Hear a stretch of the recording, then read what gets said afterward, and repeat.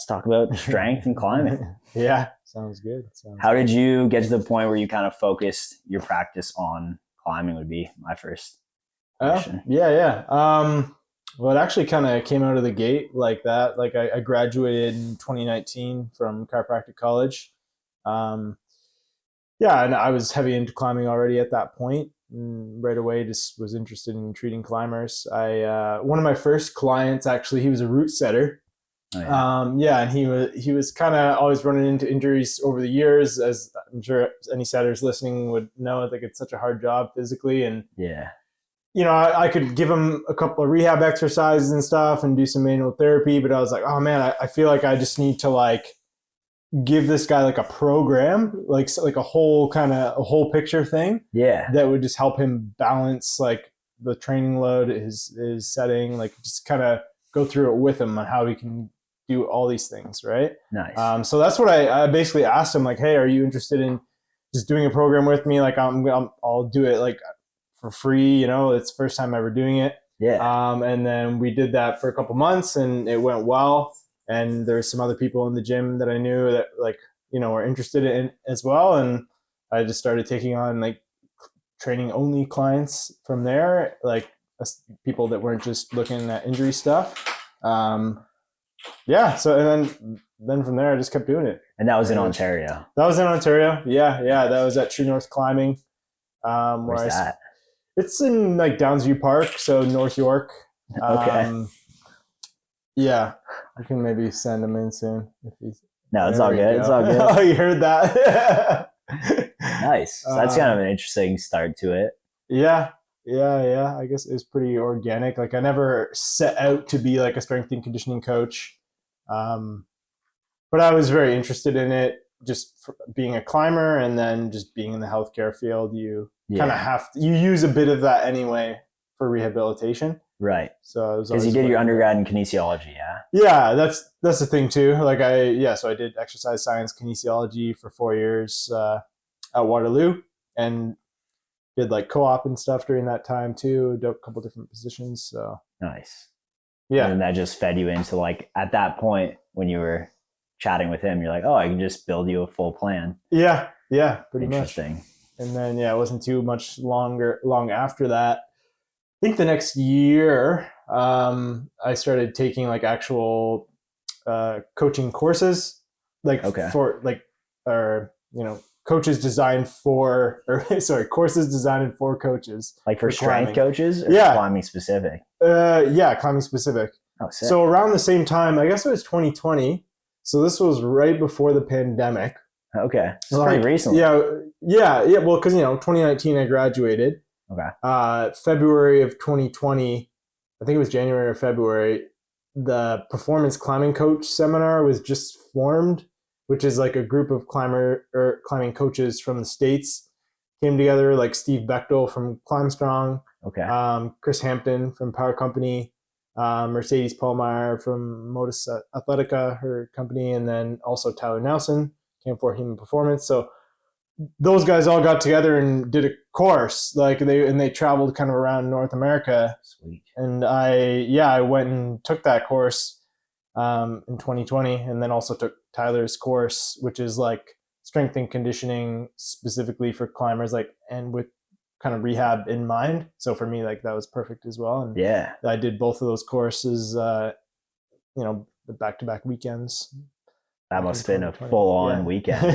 Must have been psyched when you saw it coming through. Because that was in Toronto then? Yeah, so it was in Ontario. It was the PCC was close to Ottawa.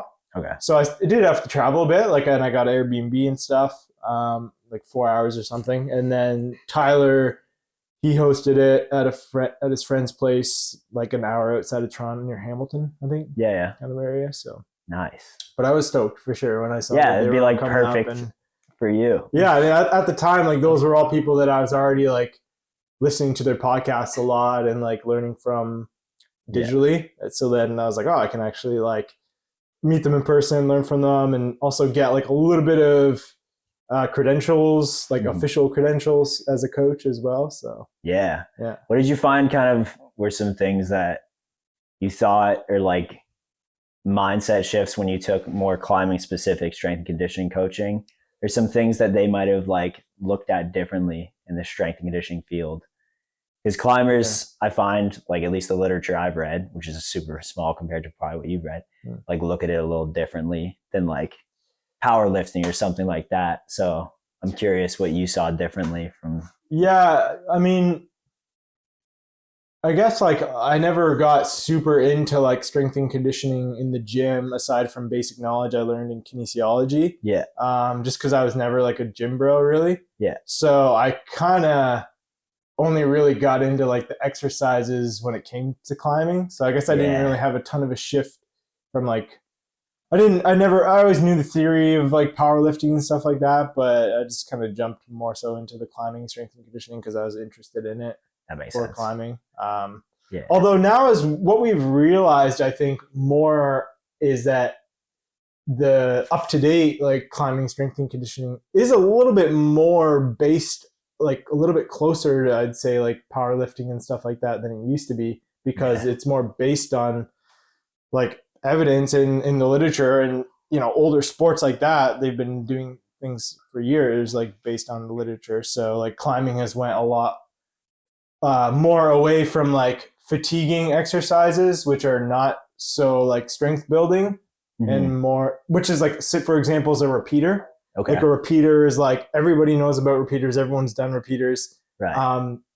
You can like your fingers will get stronger if you've never done it before, or you've never used a hangboard really much, but it is like by definition not a strength exercise. It's an endurance exercise. Yeah. Because you're working way more than you're resting. Yeah. So and at like below your like not close to your max threshold at all. Exactly. Right? Exactly. Yeah. So, but that was like traditionally that was a finger strength exercise. Like forever, that was like in the holy grail.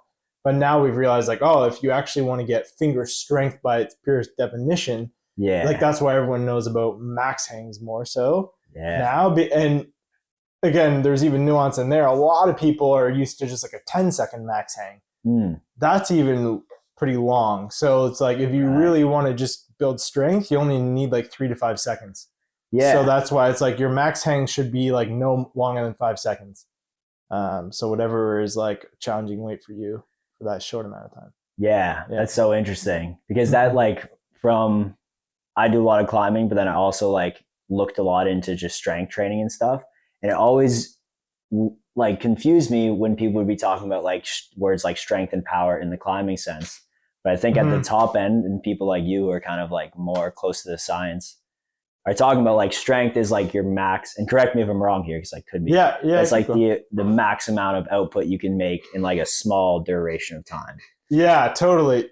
You're exactly right. And it is very confusing, especially in climbing, because we use the word strong to like describe everything. Yeah. It's like, oh, this climber is strong. Like that can mean literally anything. Right? Yeah. So, good point. I never thought about that. Yeah. So I think that is, I guess, what I've seen to your original question. That is something I've seen change and like that I've learned from those guys. Like when it comes to actually like being a programmer and making exercise plans, like you got to really understand what each of these terms mean and like how to actually make an exercise that is a strength exercise, that is a power exercise, that is an endurance exercise.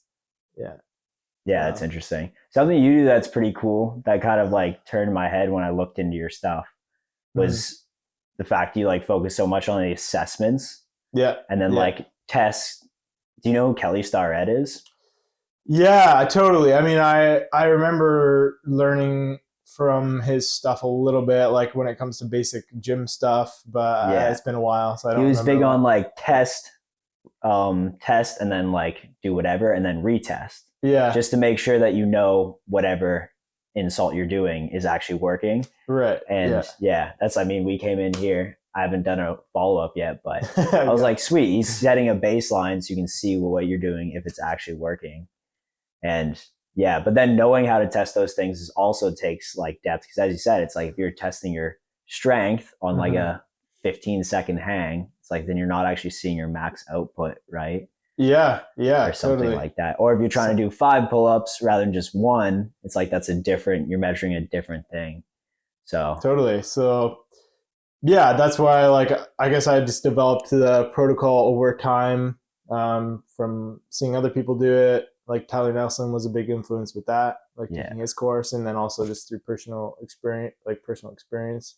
Um, yeah, so the assessment is really helpful, like you said, like baseline, and also it helps me just like really dissect a climber's physical attributes or physical profile. hmm And then like if you start from a place of assessment, like you're just so much more informed when you yeah, create an exercise program. Like you're not just doing things because you know this is an exercise and for the sake of doing it. You actually like understand like, oh, these are my like strengths and weaknesses, natural abilities, like, and then this is why I want to improve one of these. You know what I mean? right, Like you actually have, it's a bit more of a roadmap when you have an assessment. yeah, Yeah, that totally makes yeah. sense. One of the cool things that you did, or that we chatted about when you did my assessment, was like, what grade are you climbing? And then like you did this strength, Yeah, and and then you compare them. combine Yeah. those two, which I found cool because it's kind of enlightening. Because it's such a technique based sport, I find people kind of get like they have a dichotomy where it's Yeah, like, yeah, oh, it's just technique, you don't need strength, or they'll be like, I just need to be stronger and I can do this climb.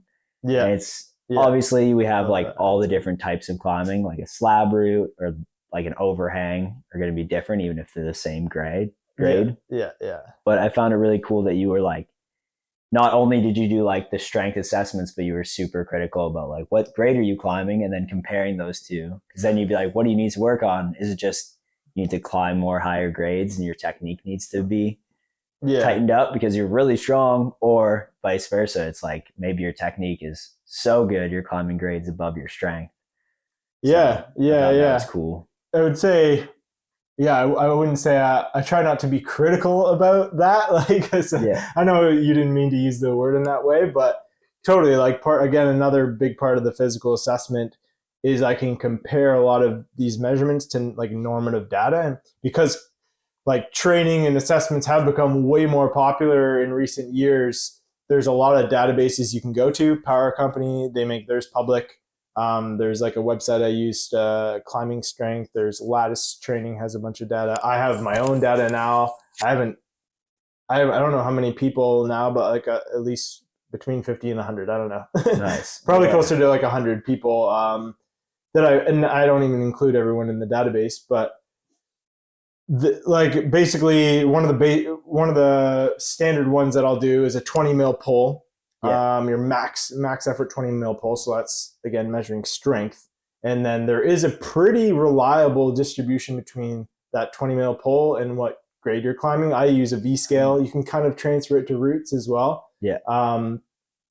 Yeah, it's actually pretty reliable. Like honestly, I don't have the chart with me, but you can see it's pretty tight. Like there's a R value, which in statistics means like how well it's correlated, Yeah. and I think it's above 80, like zero point 0.8, which Okay. is pretty good. And um, yeah, so it's like it means something. And there's so many times. I just did an assessment yesterday Yeah. where I measured somebody. They've never done much training. They've never done an assessment before, and her finger strength was the grade that she said she ran points. Like Huh. it happens all the time. Yeah. Um, and you'll get people that are up or down, of course, too, because there's variation, but there is a relationship there. Now it's always this is there's always a bit of nuance. You got to make sure you try not to tell people like, hey, if you have this amount of strength, this is the grade you climb, and that's the end of story. Right. Like you always got to realize like, hey, this is just part of your athletic profile. Mm-hmm. Like it doesn't mean you have the right to climb a certain grade or that you shouldn't be able to climb a certain grade. It Yeah. just means like you already have this one basic physical characteristic to climb this grade currently, right? Yeah. Um, yeah. So it's been super interesting, and now I've gotten into a lot more variables that will help explain weird differences. Sometimes, like Okay. it's fairly common. There's this anomaly around the V6 range.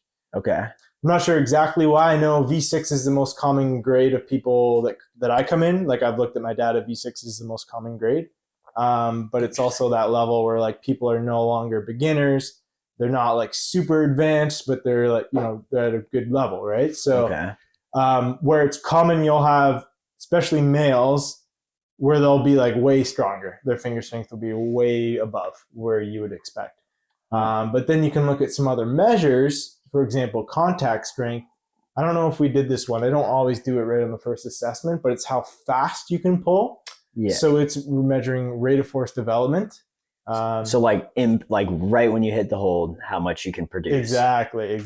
So you can picture if you're on the wall, you're on a slightly overhanging sport route, and you're like dead pointing to a hold, keeping a foot on. You're not like jumping to the hold, but you have to like quickly go to it and snatch it. Yeah, that's what I think about. I'm thinking like tension board. We always talked about contact strength when you're like making a move and like your initial hit, you need way more strength, and then once you're like sunk into it, it's like then you're at a different amount than how much when you like first hit that hold. Exactly, because once you've sunk into it, you've had like time to recruit your muscle fully.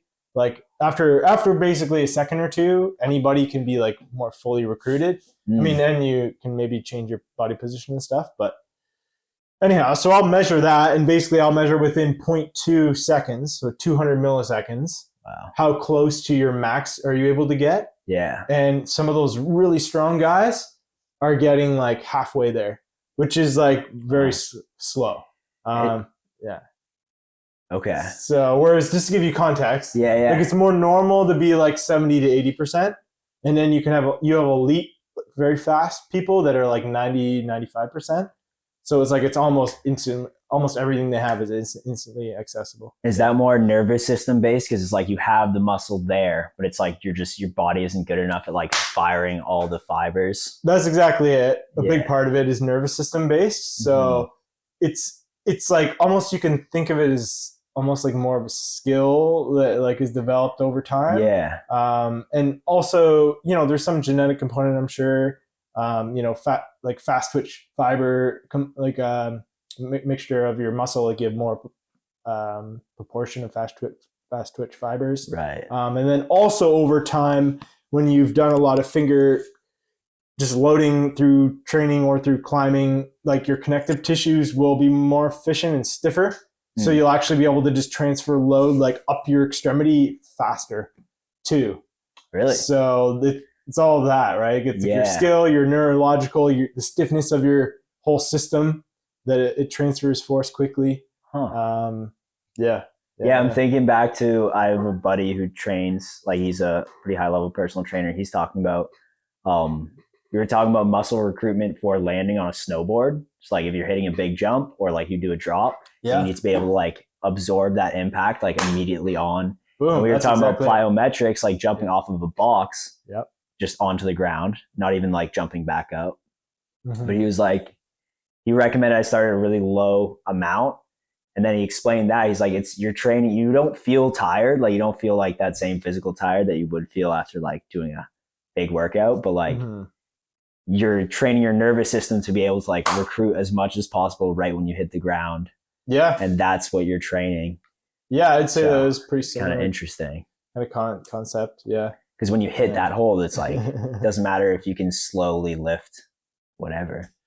No, exactly. And if you don't have that speed, no matter what strength you have, if it takes you 2 or 3 seconds to recruit it, you're already off the wall. Right. So that's been a big kind of explainer for anomalies. Is like, oh, that's why. How do you test for it? Like, what do you? So literally, it looks very similar to just the max recruitment test, but you just do it quickly. You just like verbally tell them like go as hard as you can, as quick as you possibly can. Yeah. So I always have to go through the protocol before they do it, so they know how to do it. And with this one, we do it a few times, because if you've never done it before, it's like there's a learned component. Right. So like we get a bunch of trials until it's consistent. But literally, it's like you just pull as hard and as fast as you can. Interesting. Yeah. Yeah. So I do have a couple of videos on Instagram if people are interested. If you scroll down in the feed. Of doing that test. Yeah, I'm doing that test on myself. Like, cool.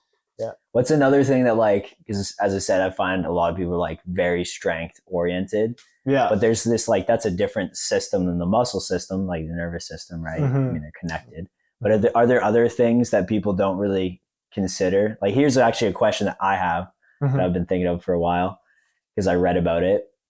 It was someone linking basically your ability to like reduce your pump or like deal with your pump by having like a better cardiovascular system, because it's like, and with like step in if I'm saying this wrong, but your ability to like remove that waste from your arms is like your in part your cardiovascular system being able to like pull that junk out. So by having like better cardio, which can be trained like not just straight from your like doing hangs. Yeah. So like now say I was doing running or swimming and trade cardio, would that actually assist in my like ability to reduce my pump? Yeah. I mean, that makes sense for sure. I mean, that's a little less out of my, I don't deal with that as much. Like that's energy systems training, you would call that. Okay. And a really good source for that is Eric Horse.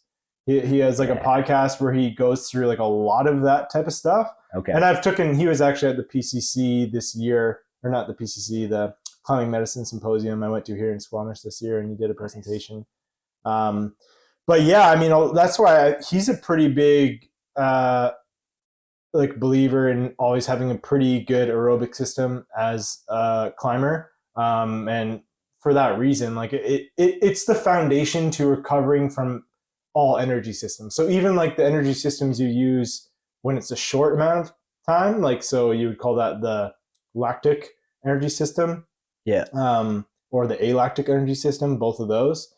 Those are eventually recovered from the aerobic system. So yeah, if that foundation is good, basically you're going to take up lactic acid quicker, you're going to regenerate it faster, you're going to just circulate blood throughout your body better, right? So yeah, I think like it's always a bit of a balance there in terms of like what's the best return on your investment for extra cardio training. Right. Because like I think that it depends how like fit someone is and how much general physical activity they do. Yeah. So people here in Squamish a lot of times are probably fine because they already hike a lot. They already like are pretty fit cardiovascularly generally, right? Yeah. So it's like if they start then doing a running regime and like trying to get elite level cardio, they probably don't need that. Like the amount of energy they're now like putting towards stuff that's not as related to their climbing is outweighing the benefit. Totally. But say you have somebody who's in like the city and mostly just climbs in the gym and they don't really do much outside of that. Yeah. Like probably getting a bit of cardio in is going to be helpful for them. Yeah, I'd say that makes a lot of sense, especially as a route climber. Yeah. Yeah, that's interesting. No, I thought that was really cool to hear it, especially like everyone has the question of how to best use their time. And I like that you pointed out the nuance of like, well, there's always it depends. Nuance. Yeah. Unless if someone isn't pointing that out, I'm always like, saying everyone should run. Yeah, exactly. Blanket statement.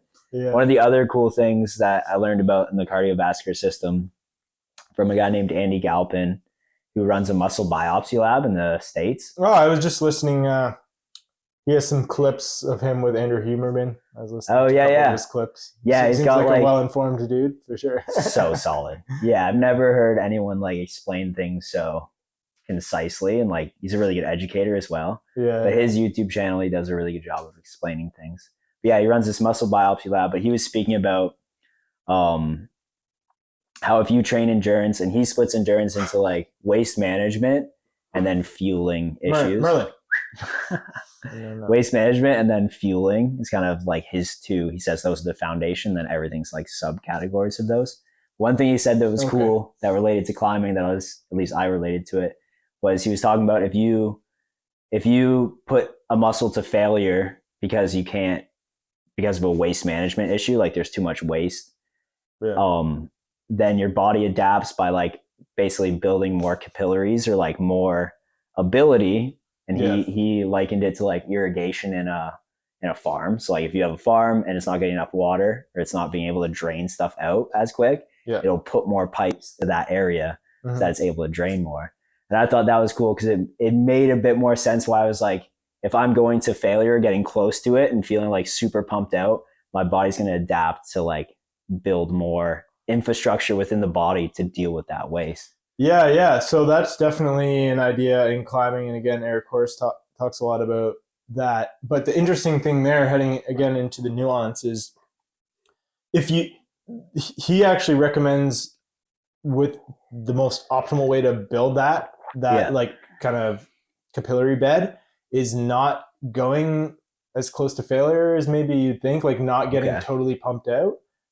It's more of like a level 2 pump, like, like moderate level pump. So what you would do is find a route that you can get moderately pumped at the top, but not like you're about to open up your hands, not about to fall off, anything like that. You come down, you fully recover.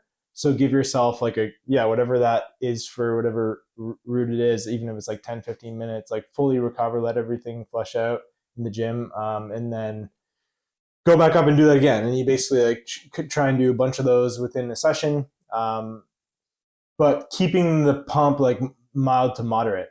If you're, and then if you're going more right to failure, basically like, you're going to get a strong signal, but it's like really hard to recover from. Like you're really going to fry yourself and you're not able to do that often in a week. Just because like, if you get terminally pumped, like there's a lot more metabolic buildup, a lot more waste. You're going to have more muscle soreness the next days. So you kind of fry yourself and you're not going to get as many opportunities to get the training stimulus in. That makes sense. Yeah.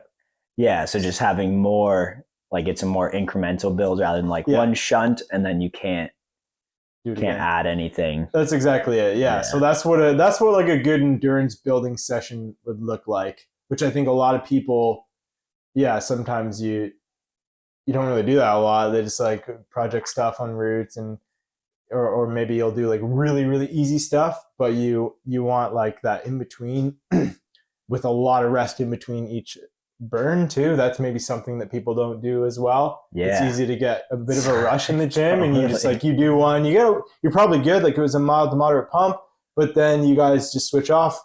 They do it in 2 or 3 minutes and then you just go again and you're building more pump throughout the session. You know what I mean? Rather than like fully letting it flush between each burn. Yeah, that's definitely a tough one. I know like personally for sure, but just in general. I mean, it's hard to do that even on a boulder you're projecting. Like say you work a move and you're like, oh, now I have the key to get to the next part. But would it be crazy to say that like when you're recovering, say like there's 2 people, one does 5 minutes of recovery, doesn't recover fully and goes back on a route. The other one does 10 minutes and fully recovers. Like would that person, the second person, be better? Like, are you actually training your ability to recover in that 10 minutes? Like, are you going to be more efficient next time if you're giving yourself that 10 minutes? Or is it just that you can do more volume if you're taking more time between? I think you can do more volume, which is the name of the game. Like if you want to build density in your capillaries, you need a lot of volume. So like, that's why you want to rest more. So you can do more volume and then you're fresher sooner in the following days. Too. Yeah, that makes sense. That's interesting. And this is if you're fitting it within a week where you want to do other types of training too. Yeah, you always got to like think of it from that perspective too. It's like there's so much to balance in a week. A lot of things that people want to do. So you can't be getting wrecked like every session. Totally. And I think that's a common thing that any coach says, right? Where it's like everyone's going in and projecting like every session, but then you're not actually. It definitely requires some discipline to not like be going your hardest or push yourself to the limit. At least for me. I think so. Like, it does. But I think a lot of people that have been through it with, like, you just got to try and I guess make the sessions still engaging without being like limit sessions. So maybe you have like a volume goal instead of like trying to send the hardest grade. It's like, can I do like 5 of this grade? By the end of the session, you know what I mean? Right. And also I think they see the proof is in the pudding when you kind of change this and then you're ended up having like your actual project sessions end up being higher and higher quality because you're well rested for them.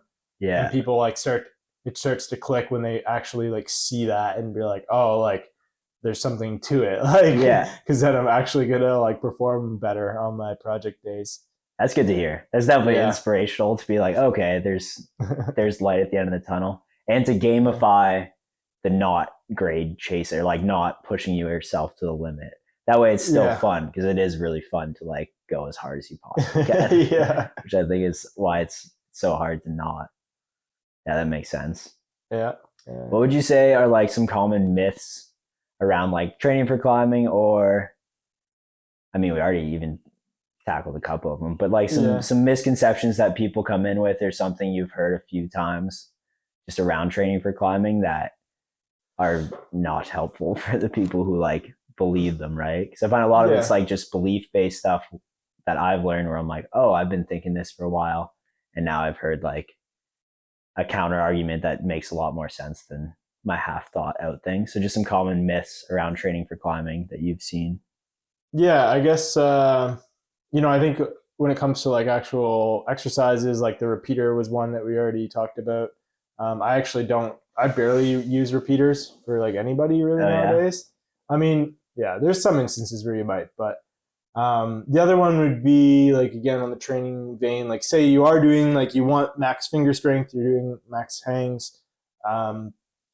You don't have to do them. Like, I think conventionally you would just think like gym wisdom, like, oh, I'm going to do this 2 or 3 times a week. Right. Yeah. Like, I think that's probably more than most people need. Like, you don't have to do it as often. Like, here's the thing, like if you actually wanted to do that, like you need to scale back so much more on other finger loading, like climbing, that like people wouldn't really want to do that. And like, I don't even know if I recommend it, because I think climbing's like really important too. Just to develop the technique. It's like you're going to sacrifice all these technique sessions just to get stronger fingers. Yeah, exactly. And like in a lot of cases, there's people that can definitely benefit from stronger fingers, but I would just try and like give them, I would do that, finger strength related exercise. I usually don't do weighted hangs more than once a week with like pretty much anybody. Okay. If I want them to do maybe even more fingerboard stuff, I would try and do a bit of a different exercise. So it's a bit different. You're not getting as tired doing the same one. And then maybe I would just have a climbing session that's oriented towards finger strength, which would mean like maybe I'm like, hey, I want you to go into the gym and I want you to like try and climb on these types of holds, or maybe do this type of drill where you're spending like basically more time on small edges in a slow and controlled way, which is basically, it would kind of look like what you would do on a hangboard, but like on the wall dynamically where you're practicing your skill.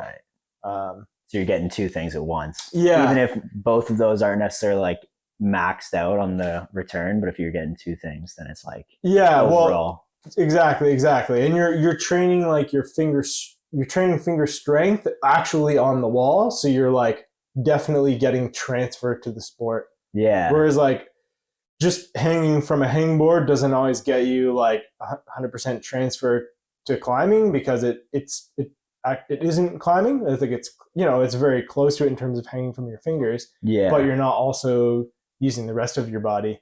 So yeah, you would basically do like some sort of climbing that targets the fingers, and then design it in a way that looks like a strength exercise. So you would do a short amount of it, come down and rest for a long time, do a short amount of it. So I'm not saying, hey, go find a route on edges and do that route a couple times, like lap up that route, because then you're doing endurance. Right. So you would do some like short boulders on edges and then rest a lot in between.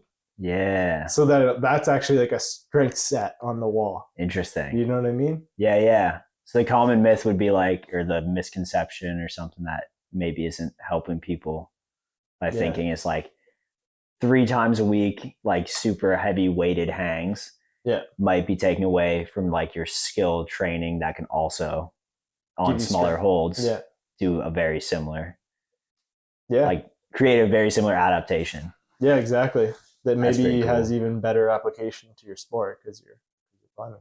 Yeah, and I've heard that like a bunch of friends or just people who like they have a new hangboarding program, and then the hangboarding program's like 3 to 5 times a week. Really? That's I never do that. Yeah. I mean, I'll get people to use hangboard a lot, but very briefly as a warm up, and then but not like a training, like not like you're training when like to failure or close to max or anything like that. Yeah.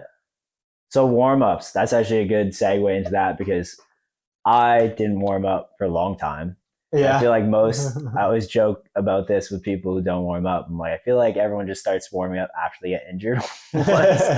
So I don't know. I can't really think of exactly when I started warming up. I think it was when I got more into the actual gym and I just noticed my like ability was way better like in the actual gym. And then I started doing it for climbing. And then I was like, oh, I feel way more like loose and strong out the gate if I do like a little bit of heart, like warming up my heart and then dynamic stretches. Yeah. And also every coach in every sport, including climbing, like recommends at least a small warm up. Yeah. Totally. But for myself, I had to know why I was warming up because I think that was like the piece that was missing. Totally. I don't just take people's, I don't just be Yeah. like, oh, you should warm up. I'm like, you've not convinced me, right? Yeah. But I mean, the proof is out there. But I'm curious, like, if someone would be like, Dillon, I don't want to warm up. Like, why should I even do that? What would be your response to that? Yeah, I don't want to warm up. Yeah, I mean, I think you've already kind of touched on them, but I guess I'll elaborate a little bit. Like, I guess performance boost is like maybe the most convincing one for people because everyone wants to be better at performance, right? Yeah. And the truth of the matter is like, if your muscles are warmed up and primed, you can perform better, right? So that's like what a warm up. Yeah, you get your general cardiovascular, like physically get your body warmed up, but then the big part of it is like getting your muscles woke up or like fully recruited. I think that's a term that people use a lot now. Yeah. So that's like what if I'm using, for example, a hangboard as a warm up. That's more so what it's doing is you want to specifically target the fingers to warm up the forearms. And get those muscles like fully neurologically like excitable and activated. So that's one side of it because what people will usually do to warm up is they'll do easy climbing. Yeah. But easy climbing is all like on jugs and big holds. Right. So you're not actually like on edges, like one pad edges, where you really have to recruit the forearm muscles. So you're not really warmed up until you like pull on your project, and then sometimes people will notice like you'll take a few burns before you feel like you're pulling hard on them. Yeah. Because you haven't actually warmed up your fingers, or your fingers will feel like kind of tweaky when you first pull on small holds. You're like, oh, like they're not ready. You know what I mean? Interesting. So that's the other side of it is when you actually do a bit of a warm up on your fingers in a targeted way, you warm up the connective tissues. So not just the muscles, you actually like micro stretch the ligaments and tendons and get them a little bit more pliable, a little more supple. Yeah. So that, your joints and your pulleys, like your tendons and everything are just in a better state before you're actually pulling on them hard. What's the actual mechanism that's making them more like pliable from like sedentary, say I'm out at my office job all day for 8 hours and then I go into the gym and then like I do load, like strategically load them up to the point I get to my project. What's actually like happening in that connective tissue that's allowing it to be more reactive or like pliable? Yeah, I mean it's literally like you need a high amount of force to like, because these connective tissues are really dense and stiff. Yeah. So if you're just doing like some finger flicks and stuff like that, like you'll get blood flow to the forearm, you'll get some synovial fluid in the tendon sheath, but you won't actually, you're not loading it enough to really like stretch it. So what you're doing is like, it's kind of like a very extremely stiff sponge. So a sponge needs to be like pulled or squished to force out fluid, and then it sucks fluid back in as you let go. So these connective tissues, like as you're engaged, say on a hold, there's a ton of tension put through those tissues. A little bit of fluid is squeezed out, and then you let go, you relax, and fresh fluid comes back in. Right. So you're kind of like pumping fluid in and out, and then you're literally just like, you're just stretching them a little bit, which warms them up a little bit. Which takes a ton of force to do. Which takes a lot of force. That's the thing. That's exactly why like hangboard, actual like fingertip hangboarding is like needed, right? Whereas like if you're just hanging from jugs, it's not enough. Interesting. Yeah. So like that's why it's become a lot more popular. It makes a lot of sense for people to bring stuff outside, like especially bouldering. So like I actually don't bring anything outside. I just like find holds to grab and just pull on them. But I'll do that all the time. So people will be like, how the heck, like all the time I won't warm up and I'll just like jump on a project, but I do warm up. I just like do a bunch of off the wall stretching with the rest of my body. And then I'll just like pull on holds from the ground on my project in a like progressive way where it's light and then I'll go harder. And then maybe I'll pull on the wall and hold a position and just like hold that position, squeeze it, own it a couple times. So you're doing like isometric exercises basically. Yeah. And then you start into like, maybe you'll do a couple of the easier moves and then get into the project. So that I do that a lot, like in the winter when you're not like, it's not as easy to just like float around and do some easy stuff, or if there's not a lot of easy stuff nearby. Yeah. Or you could do that inside. But for people here, like in Squamish, now it's very fortunate. Like I'll do a little bit of hangboarding and stuff here and then just drive right to the project, and then you're already pretty warm. Yeah, that's nice. Yeah. But that is like, as I said, I like just need reasons for doing things. I'm very bad at listening to people, even authority. I think everybody should. Everybody should. Because then it becomes important to somebody, and they're actually like gonna do it. Yeah. Or they'll like, if maybe they do it anyway, but if they don't know why or the intent, it's like they don't do it well. They just kind of like get through it. Yeah. So you always want to make sure people like have a reason why. And that's where, again, going back to why I assess people, because then you can like really provide a rationale as to like why you're doing something. Totally. And create importance behind it, which is super important. Yeah. I find, especially with the warm up one, like even that'll help me a little bit, because when I'm having those conversations, like it's one thing to understand it, it's another thing to be able to communicate it. So it's nice that you're able to kind of talk about that. Yeah. I mean, then there's another warm up, like for route climbing. Again, you do want to warm up your fingers and all that, but you must know about like flash pump or heard about that, right? Yeah. I've felt it before, but I actually don't know like why that happens. Right. Yeah. So I don't know if it's 100% accurate, but I can kind of, basically what it seems like is happening is your metabolism is not warmed up. Okay. So like your actual anaerobic and aerobic metabolism, all those enzymes and everything aren't activated. Right. And then so you're going right from like cold, none of this metabolism is going to like bombing it, and it's not ready. And then you just get deeply like terribly pumped basically. Yeah. And then you can't recover. You're kind of shot. But like, so what you want to do, this is again, aside from like the actual tendon and muscle recruitment stuff, this is more like you want to do an easier-ish route, get a mild pump first to wake up your metabolism and get it working and ready to go before you actually like try harder and get more pumped. Right. Is that just because I always think about that when I'm doing my, like, I'll hit the rower for like 3 minutes, just do a cardio kind of warm up. And I try to think about that as if I'm like kind of priming my cardiovascular system for climbing, but you're saying more localized, like priming the actual muscles that will be the failure point. Yeah. Just to get them like ready. Yeah, exactly.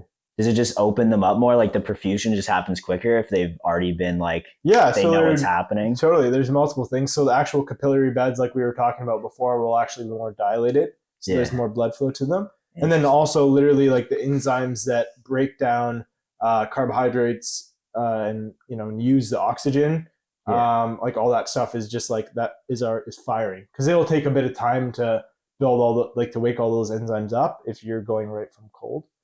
That's interesting. Yeah, that's pretty convincing. I like that you're like linking it as well to performance, because I feel like as people, like, it's a performance, people focus on that a lot. Yeah, we didn't even talk about the injury prevention potentially. But So for some reason that seems less convincing, Yeah. But for injury prevention, I feel like it's probably kind of related to what you were talking about with the tendon thing, because if your tendon isn't stretchy, right, it doesn't have that pliability, then once you super load it, that's probably, I'm guessing here, but that's exactly it. Like when the connective tissues are warmed up a little more supple, the load transfer is just smoother. Like, so even from the muscle as it becomes tendon, like people just for basic anatomy, like your muscle belly becomes tendon, which then attaches to your fingers.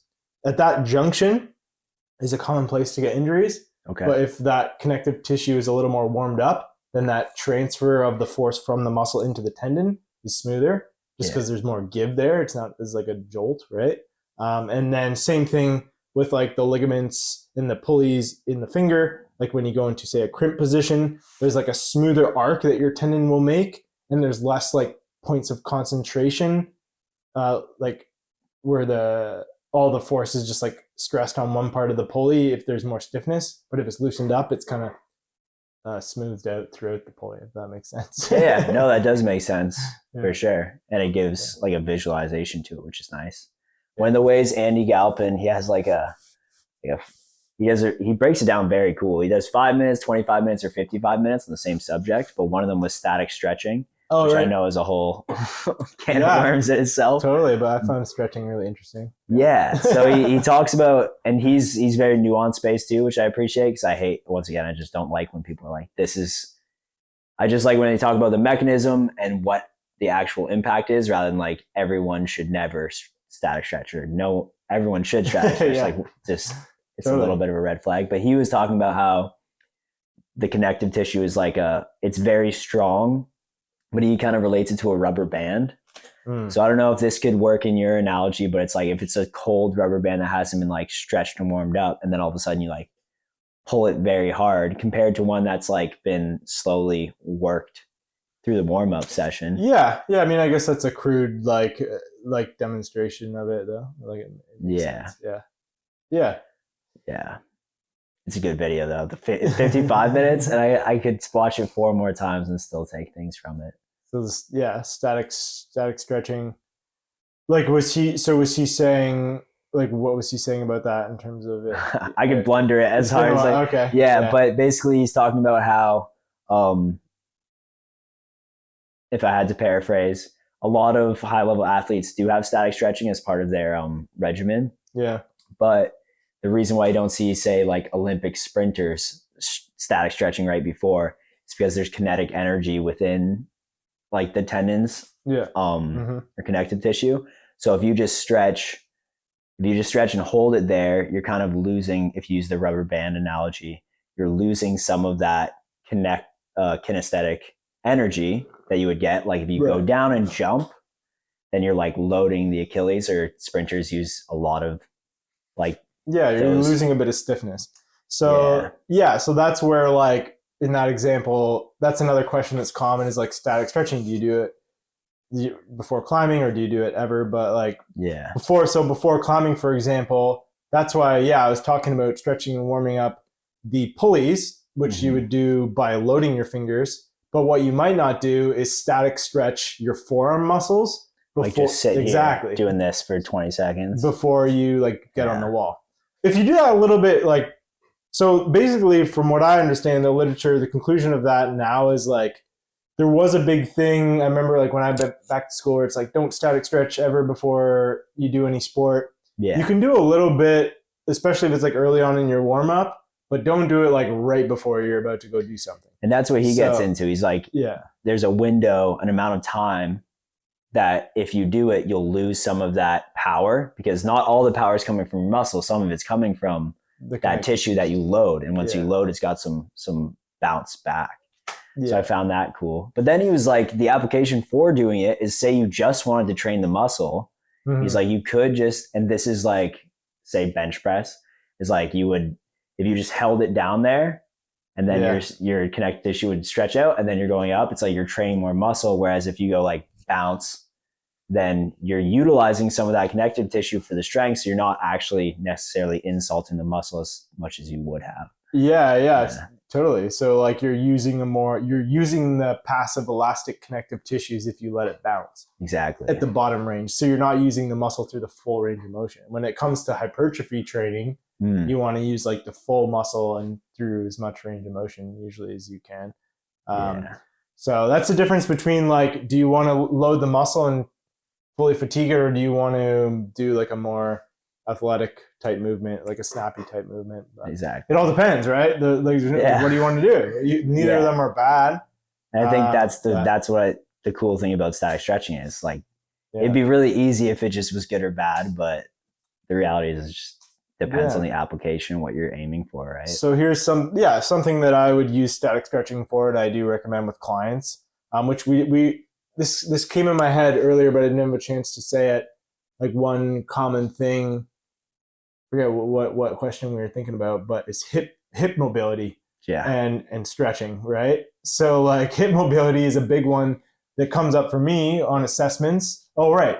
When you have people that are sometimes super strong, maybe they're pulling strong, maybe their fingers are strong, but maybe it's like, and usually if they are super, like they'll be able to climb that grade that you think, but only on certain styles. And then there'll be a lot of times where they're underperforming because they don't have, and their hip mobility is like really bad, right? Yeah. Like pretty stiff. So especially when it comes to bouldering, and bouldering in Squamish is a really good example actually, because there's a lot of heel hooks and a lot of open hip like techniques, right? So static stretching is a really legitimate way to like gain range of motion. So yeah, that's one instance that I'd use it a fair bit. So something like a side split is pretty simple. Something that I'll often measure and then sometimes recommend even as a stretch. All right, bud, what are you thinking?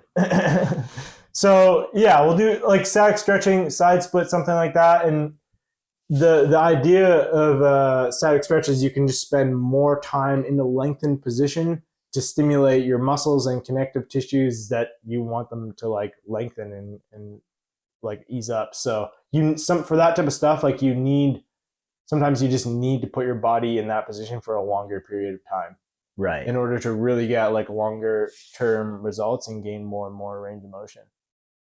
You could gain mobility through like doing strength training through like a deep range of motion as well. You're right. Yeah, but sometimes you just need to see. Some people will react really well to like doing some sort of strength training through range of motion. Some people, maybe that doesn't work. Maybe they've already done that. You need to do new stimulus. Long, slow, static stretching can be really helpful. So yeah, that's probably the main thing I'd use it for is hip stuff. That makes sense. Yeah. Yeah, I find one interesting thing, I'd love you to pull this apart if I'm thinking of it in a way that maybe isn't helpful, but like hip mobility, people talk a lot about like active and passive mobility, right? Totally. Like flexibility versus range of motion. But something I've been playing with in my brain is like maybe just having that range in climbing, like me just being able to put my foot there, not even like produce force through it, can be the make or break for the climb. Because like my foot being there is just like another thing. So but how did you get it there if you can't create force? Just like if I place it and then I move into a position where it's just staying there. Okay. Does that make sense? Sure. So like say I'm this way and I get my foot and all of a sudden I'm moving this way. I'm not like pushing through it, but it's just like it is able to be there. Yeah. So I feel like I'm less prone to like say I was like snowboarding and I'm doing a deep squat. It's like I need strength there. Otherwise like just you fall over. It could be really bad when you like land in a deep squat and have no muscle down there. I'd rather not have that range than have it without muscle. But do you try and as you're training people to get their hip mobility, like focus a little bit, like a side split, you're at least putting some force through it if you're standing. If you're standing, you can do it. Sometimes I do it with people like supported if you want it to be more passive. But I guess your question is what do I do a bit of both or what I just do you think about like once you're opening this range up, like how we're adding? Like, I would usually want to add strength to it too. Like I get what you're saying. Like maybe there's some scenarios where just having the limb there without strength is helpful, but I'd say it's even more helpful to be able to have force in that position, right? So usually it's just I almost never would give someone like just one type of stretching. So maybe if we're doing a session, a couple weeks of static stretching or whatever it is, you would do a bit of that one day, but then you would do more active stuff another day. Because you do want to build strength through your new range of motion. Yeah. Or you can even do something. Some people might have heard of like PNF stretching, which is like, you ever heard of that? Or it rings a bell. But what is it? So basically, it's like a combination of all the different types. So you would do a static stretch where you're relaxed. You would go into there for a little bit, and then you would actually try and contract your muscles in that position. So say you're doing a side split, you're supporting your body weight, you're trying to make it very passive, you're letting your feet come apart, you're holding it for a little while, maybe 30 seconds, and then you actually try and engage your inner thighs and like try and clamp the ground and engage the muscles you're stretching. Yeah. You hold that for a few seconds, and then you do the opposite where you're actually trying to use the glutes and open your legs even further. Yeah. And you cycle through those contractions. Okay. So that's a bit more like that's another more like aggressive way to do stretching, and a lot of people find it pretty effective. Yeah. Where you're like doing static stretching, but then you're also engaging the muscles, so you're going to be gaining strength in the range. It's kind of a good all in one. Good point. I've heard of it the other way, where it's like, and the concept it's based on is like when you activate the opposite muscles, then it turns off the muscles that are opposing it, and that's then PMF like for sure. Yeah, but the what you added to it was like that you're actually activating it the way you're going to. Right. Like I've seen the classic, like you lay on your back, someone's pushing your leg down, and then you push against it for like however many seconds, and then you relax and you push it this way. Mm-hmm. But what I hadn't included was like then you actually pull the leg towards that muscle, which makes sense. Yeah, totally. Yeah. But it is cool. It kind of like highlights the reason why having like a training program where things are complementary in all like different days. Because I'm like, I think a lot of people just kind of go through the same thing each day they're at the gym. Like the same warm up, same stretch routine, same this. And I'm sure there's like programs you can do that on just for simpler, but I totally see the importance of having like a comprehensive program, because you can't hit everything every day. And it works out. Yeah. And if like, if people are fine that they're doing the same thing every day for, years on end, the same program, then you're probably like not making strength gains anymore. Like you're just maintaining really, because eventually you need to like do some novel stimulus to your body. So, but a lot of people get into that, right? They just kind of do what they do and what they've been doing forever. Yeah. So that's like something that, again, I think will be helpful when people come see me, and maybe even if they just get an assessment, it's like, oh, you don't need to do that anymore. Like you've been doing weighted hangs forever. Like you're mega strong. Like maybe we can change it up, like do something new. Get some fresh stimulus.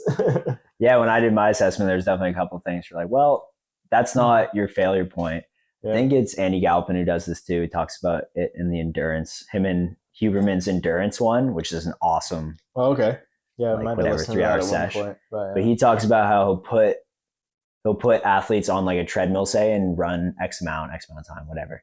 Mm-hmm. But then he tries to see what the failure point is. Cause like, it's very different if it's like, you can't take a breath cause like your respiratory system can't keep up, or if it's like your muscles fatiguing. I was kind of thinking about that through climbing. Cause like sometimes, it might be my finger strength. Even if I'm halfway up a route, it's like my finger strength. I'm not pumped, but like I can't hold that hold. Yeah. Or it's like, I can hold this hold, but I'm pumped out. Totally. Yeah. So I've found it cool to like translate it over and be like, when I fall off, I'm like, what's the failure point? Sometimes it's technique. It's just like my footwork sucked. Doesn't matter how strong I am if my footwork sucks. Yeah. But do you try and like pull that apart kind of through your assessments, or is that something you think about when you're like climbing? No, I do. So again, you're like, if we're talking route climbing like that, you'll see that it's actually more common for people to outperform their physical strength on routes. I've definitely seen that more.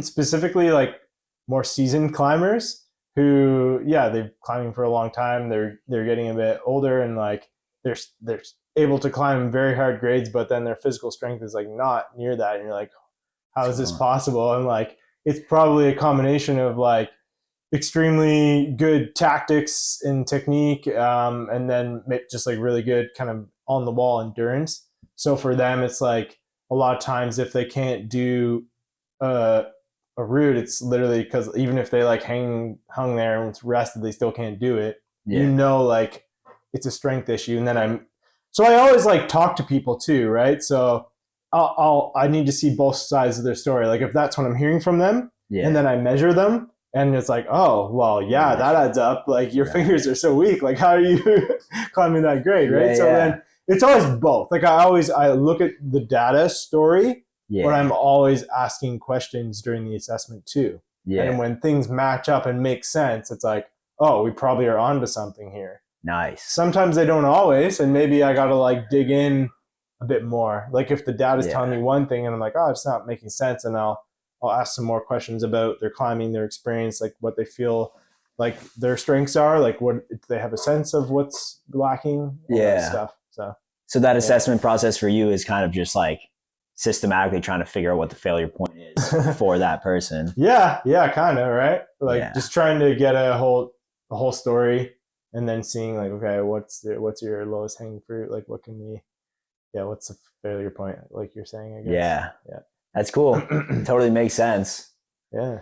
It's fun too because it like allows some of the more monotonous stuff, I'm sure, in training to have more purpose, like warming up. It's like, unless you have a reason for doing this boring thing that isn't climbing, or like is climbing but not the type you want, then why would you do it? Yeah, totally. And usually with warm-ups, like if I'm doing a program with someone, I'll try and like introduce a little bit of like what we're trying to train in the warm-up too at a lower level, not so it's going to be super fatiguing for their climbing, but then they also have that. They're like, oh, they're actually working on something in their warm-up. A simple example for that is like hip mobility is a really good example of that actually, because then you can work on your hip mobility. It's in your routine, which to really make gains in mobility, you usually need to do it pretty frequently. Okay. So it's easy. Like an easy way is like just do it every time you climb, before you climb. Yeah. Right. And then you're actually able to like benefit from it immediately, because usually you'll always have short-term gains from stretching. Like you'll always feel a bit looser after a bit of stretching, right?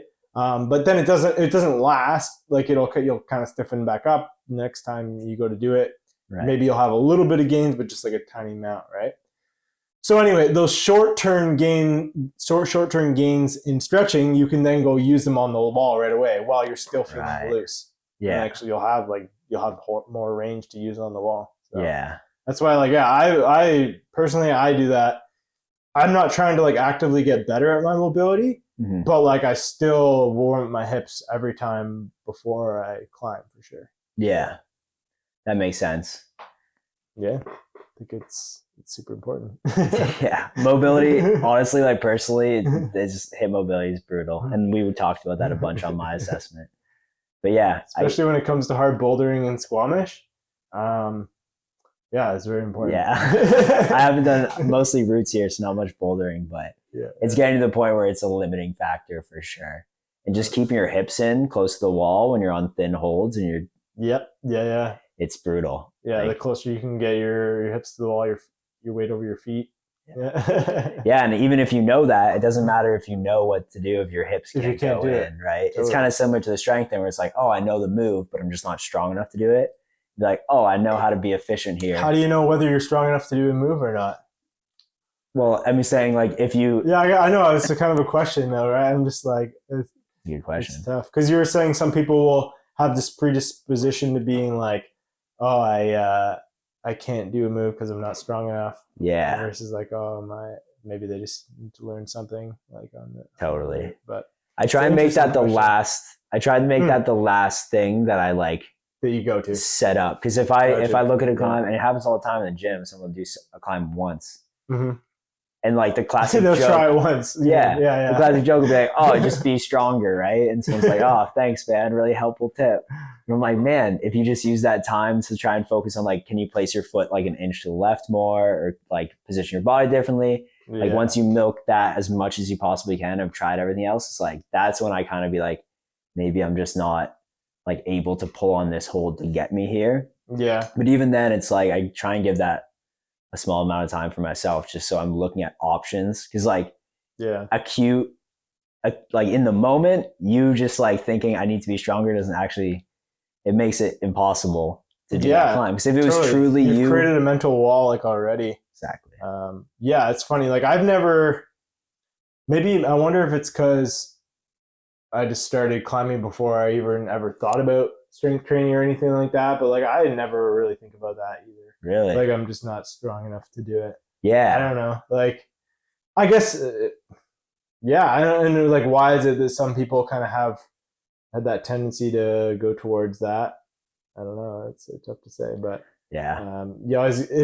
it's hilarious for sure when people. I find it's pretty common for route climbers. People I've coached where they only give a route like one try. Like at least boulder is like you got to try it a bunch of times. Good point. But route climbers they tend to not want to like give things more than one effort, and I'm trying to figure out why with my clients a lot too. And it's like maybe in the gym I could see how it's a bit of a pain in the butt especially if it's busy. You kind of want to like do it, and then people are waiting. Oh, because of social pressure. Yeah, but it happens outside too. Yeah. That seems to be a thing. Do you find that? Like, I don't know. I don't spend a lot of time route climbing outside. Do people give it multiple tries or what? Like, I think a big part of it is like, I mean, I can only speak personally for myself. I really like on-sighting routes or flashing them. So that feels really good. And just like the ability to like flow through the whole thing is like kind of the golden fruit. So but what happens if you don't do it? Do you try it again? Yeah, well, it depends, right? Because it's like, okay, say I have 5 hours, me and my partner, at like the back of Lake Louise, and there's like all these cool climbs to do. Yeah. And like the most fun is like flashing a route. So it's like, okay, I didn't flash this one. It's like, do I go down, spend like 20 minutes refreshing, and go back up and maybe fall again? Yeah. Or should I try this other super classic climb here that I have a chance to like flow through completely? Right. So I think, and then when I go back, like I brought up Lake Louise because I went there a bunch this June. It's like then I go back and I'm like, okay, I know that one's really fun, and I'll do that again, just like try the moves because I kind of have the sequence. Yeah. But I really enjoy like flowing through the whole route. Whereas like bouldering in the gym, I'll try the same route like 10 times, whatever. I think the entry is a little easier too because like I don't have to climb 20 feet up and then maybe get thrashed, and then I'm like, man, I gotta climb 20 feet up again. Yeah, and fall again. I guess so. It's like, well, I guess what, from your perspective at least, you've done that where you only try a route once, but usually you have like an objective, like like you're like, well, I'm not trying to red point. Yeah. I just want to try and flash, and I'm not here very long. That type of thing. I guess. Yeah, that makes sense. I guess it really depends on just what your motivation is, like what your goal is. Yeah, but I definitely don't chalk it up. Even those situations, I'm like, I think I just didn't have the sequence right. Like, it's not like, oh, I'm not strong enough or my cardio isn't good enough. I know for whatever reason, and like sometimes it's definitely like a strength thing or a cardio thing or an endurance thing, sorry. But I'm like, I'm sure there's a way I can do this climb where I could do it like in the physical state I'm in now. Yeah, and good. Even it's a if good that's mindset, not right? True, I feel like it's usually true. It's true more times than not, especially if it's within the grades that I know I'm at or like near my edge. Because I'm like, I'm sure if I moved properly and had all the right moves and like breathed, like had the right breath work, I could get to the top of this. I just haven't unlocked like the sequence of moves to get there. Yeah. So that's the way I think about it. But there's definitely times where it would be funny to like have like a looking glass thing and be like, if this person does have the strength or not to do it. And I'm sitting here being like, I bet I could do that. It's like he physically can. But the blind faith is probably helpful though, to some degree. Yeah. Like to drive you. It's better than the opposite, I guess. Like than to always limit yourself, thinking that you don't. Yeah. Do you find people like psychologically block themselves a little bit? Like, do you ever find yourself as a coach, or do you try and stick more to the objective, like, this is what you can do physically, your range of motion is like the average? So yeah, that's maybe one like thing I'm hesitant about with my assessments, and I don't want to have a negative impact on people's state of mind by telling them like, oh, this is your physical profile, like this is what you're able to do, because then you're actually like you're setting like a limit on them. Like maybe a lot of times in a best case scenario, it's the opposite where it actually like surprises people, and then they're like, oh, like I'm like strong, like I should try harder, right? But sometimes it can have the opposite effect, and that is something I want to avoid. So that's why I always try and be like, it's all just like averages. It's not determining anything. It's just like information. But yeah. So I guess I'm not sure exactly what was the question again that we were getting to. I don't know the question either, but it is kind of, you're linking to the psychological bit where it's like you don't want to put up barriers on people No, totally not. Yeah. Because, I mean, people do that to themselves with them. But yeah, I find, especially when I talk about strength and stuff, I try and be really clear that, like, there's some climbs that are so technical and that aren't even vertical, right? They're like this, but they're so thin. It's like, you just need to be very good at climbing that style. Whereas then there's other ones where it's like a jug haul completely upside down, and it's like, it doesn't matter if you're great on slab. It's gonna beat you up. Yeah, totally. Very different styles. Styles can be. I think I've definitely seen that more with roots, and that's why, like I was saying, like the grade, like the assessment grade doesn't always. There's more errors with roots. Usually, it doesn't always line up as well because there's such a varying in style, and there's a lot of fear component that some people will be good or bad at as well. Like people, it's pretty common that stronger people climb below their grade on roots because they are scared to fall. Yeah.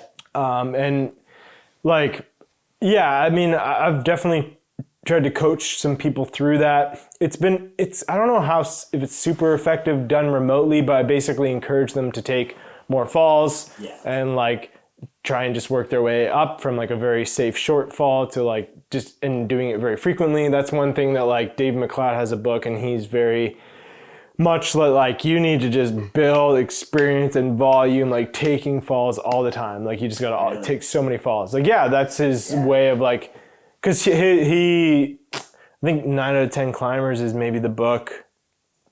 It's one of the ones he's wrote, but he's like very well known for like bold trad climbing, right? Yeah, that's all I know him for too. Yeah. So he's like kind of an expert in that, and he's done coaching himself, and like.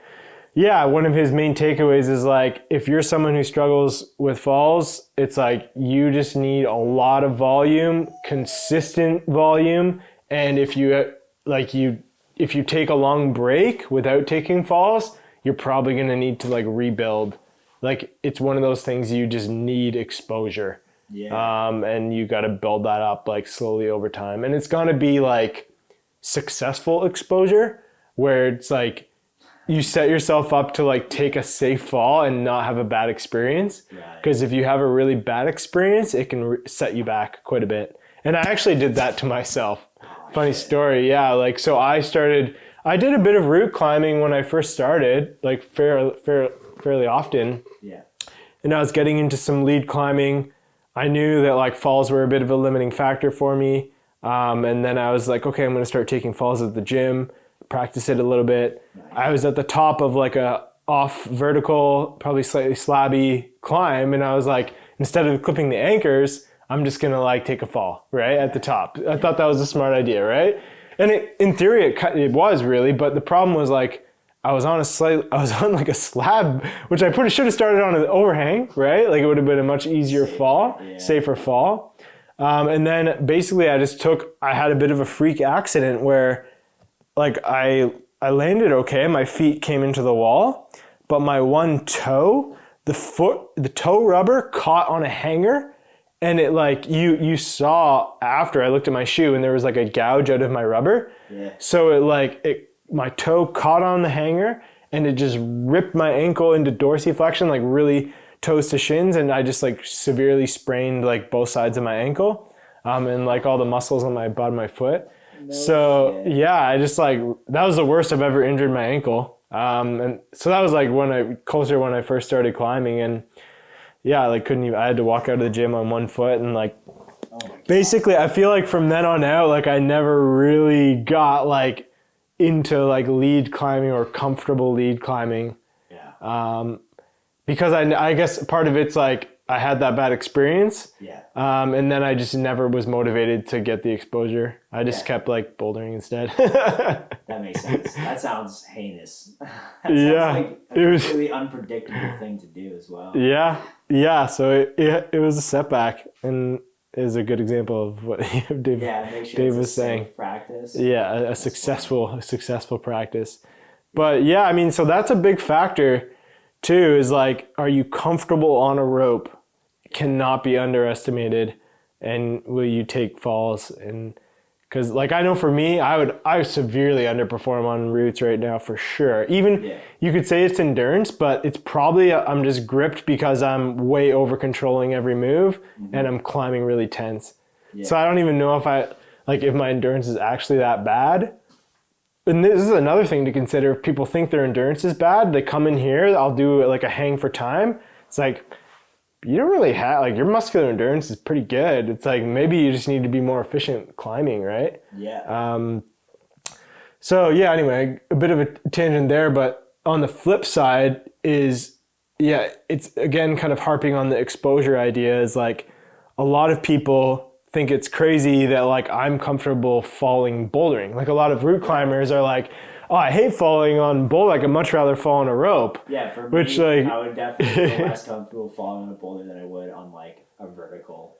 Yeah, Right? which Like to me is crazy, right? So it's like, but you've had the exposure and I've had the exposure bouldering. Yeah. And like, you know, I'm comfortable if I take my time and I assess the situation, I put my pads, like, and I'm alone. Like a lot of times I'm quite comfortable doing like, you know, quote unquote, like dangerous things alone on a boulder. Right. But that's because I've had so much exposure and so much like successful falls, right? Where I've built that up. So yeah, I think it's good. It's good recommendations. Yeah. It's actually surprising how much feedback, like when I ask for questions, I only got a few responses from the thing today. Yeah. Like in the past, I've been like, what do you guys want to know about? And there's a lot of people asking about like fear around climbing. Mm-hmm. And that's usually and it's not like we're making up the exposure thing. Like psychologists do this all the time with exposure therapy, right? It's like if you're scared of elevators, Google a picture of an elevator, make sure you're choosing to do it. You're not just doing it because I told you to, and then like slowly work yourself to the point. Yeah. You know, where like you look at one, and you step on one, and you just slowly. When I teach kids and adults who are scared of heights, but usually kids are way more scared in the gym. So I used to work at a gym. Okay. Like taking kids up, be like super scared. Like, okay, like if you want, you can come and touch one of these holes, and then they just touch the hole. Like, okay, I'm like, cool. Which one of those do you think would be easier? And like slowly just get them used to feeling it. But then once they're on the rope, I'm really big on like, okay, your feet are still on the ground, and then sit back and like feel what that feels like. So now it's not a mystery. It's not like what's gonna happen. Right. It's like true. Go 1 foot off the ground, sit back and lower, and you can do this whenever you want. You don't even have to climb this, and then they choose. So I think like voluntarily putting yourself in there, not like doing it because your friends want you to take a whip or like because someone just told you like you got to do this, otherwise you're always going to be scared. It's like no, you want to do this because you want to open that up, and just that exposure thing and that like an incremental. Like me taking a tiny fall on a boulder right now would be really helpful. You know? Yeah. It's not like it's like go to a 20 feet. And and I wouldn't recommend that either. Yeah. So it's like just setting the bar like way lower than where you think it is and being okay with like even looking a little silly. Totally. Someone was like asking about how to fall bouldering inside. And I was like, just practice falling so you know you can do it safely. It's like being scared of getting hurt is like a good thing. You should be scared of getting hurt. I agree 100%. Yeah, you shouldn't be getting rid of like rational fear. Yeah. That's one thing with one of my clients actually we had a lot of conversations about, and he's been great at assessing is like rational fear versus like irrational fear and assessing that maybe after the fact or something on routes. It's like, oh, I was super scared up there, but was there a reason to be? Because if there is, like, that's not a bad thing. That could keep you alive in some ways, right? Yeah, like that frame. Yeah. That makes me think of like times where I'm like, oh, I'm going to fall. And then you clip. And then all of a sudden you're in the exact same position, but you're like, I'm so stable here. Yeah. Whereas like I thought it was unstable, but that was like just my mind playing tricks. And it's like, I can stay here for 10 minutes. And that's hilarious, eh? Yeah, I think it's a tough one. Yeah. I think there's a lot of people who are definitely more well-read than me on like how to attack that. Hazel Finley just made a program on it. Totally, that's her expertise. Again, another bold trad climber. They seem to be the experts, right? So I mean, I'm definitely not an expert, but I do know the basics that I'll try and work through with people sometimes. Yeah. And as a coach, you have to, right? Because like if you're sitting here talking about what the limiting factor is, you can't just like ignore psychology. What if that's it, right? What if you have endurance and strength and you're like, I can't lead climb hard? It's like, well, are you super scared of falling? Yeah. But it is interesting how it connects to efficiency. Yeah, I think that's super interesting too. And it like, I think it's like probably a sleeper, to be honest, that I don't, people probably don't give it enough credit. Yeah. Overall, like they don't consider that they're just like over gripping and just like climbing tents and trying to be more static than they need to be, or because I guess I don't know. That's maybe another like topic that's interesting is like climbing like statically and controlled is like a lot more zapping than like bouncing to holds or like being like snappy to holds. So that's an interesting thing that I'll try and piece together with people's like preferred climbing style. So that's like two broad categories you could say is like someone who locks and reaches versus someone who likes to kind of explode and catch type of thing. Okay. It's interesting because there's trade-offs on those types of movements. Yeah. Like a slow static lock and reacher is like very uncontrolled. They can grab the hold the way they want to. It's like very consistent. But it's like, it's a lot of muscular demand and effort. Like, cause you're tense and you're holding and you're like, just tensing the entire time, right? Like all the muscles are being engaged. Whereas if you're someone who's really good at like popping to holds, there's an explosion of energy. And then there's actually a lot of relaxation and release. And then when you hit the hold, you engage again. So there's a lot of contracting and relaxing. So you're able to get blood flow to the system. You're not like tense for the whole time. But it's like usually low, like you would call it more of a lower percentage movement style. So like there's more coordination involved. It's more likely you could mess up the move or not hit the hold the way you wanted. All these things. But I'm definitely one of the like static, but I find training on tension board kind of forced me to like throw way more. And I was like, okay, now I need to like launch. And also like there's a time limit on how long I can be on this wall. And when I like notice that my endurance is a factor, I try and like work out the moves. So it's like, I can do this climb in half the time. Speed, pace, that's another endurance factor that people don't always think about. But the boards are, boards are pretty popular nowadays and they're good for a lot of things, but that's one of them is like learning how to be snappy and explosive. And not necessarily like, I think sometimes people will just think that means like jumping and cutting to a hold. It doesn't have to be that. It just means like being dynamic to a move, and you can still keep your feet on. Like it's just a lot more of like you're pouncing or flicking to holds. But still using feet. Like it doesn't mean you have to jump and cut type of thing. Do you mind if I go to the washroom again? Yeah, sure. Let's do that. Take a bit of a break. What are we running for time? An hour 30. But I do want to talk a little more about that dynamic move thing because I think it's a little wormhole. This guy wants to get out of here, eh? Yeah, we might throw him he might just start barking, unfortunately, but he's very needy. How old is he? I don't know, not young. He's got some gray hairs coming in and whatnot. He acts like a puppy. Just skipping around.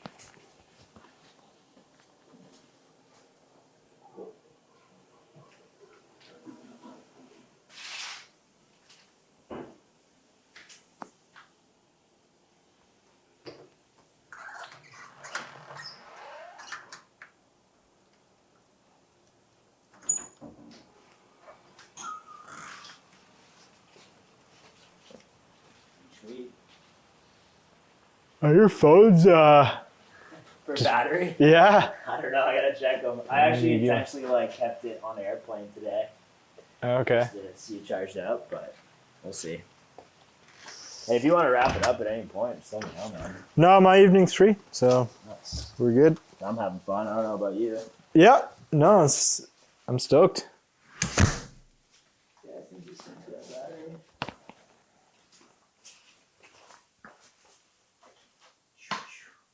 I've never run it this long, but I imagine it's got battery. Oh yeah, 62%. Oh, geez. I'm sure that one's fine too, the other one. Cool. This is my old phone.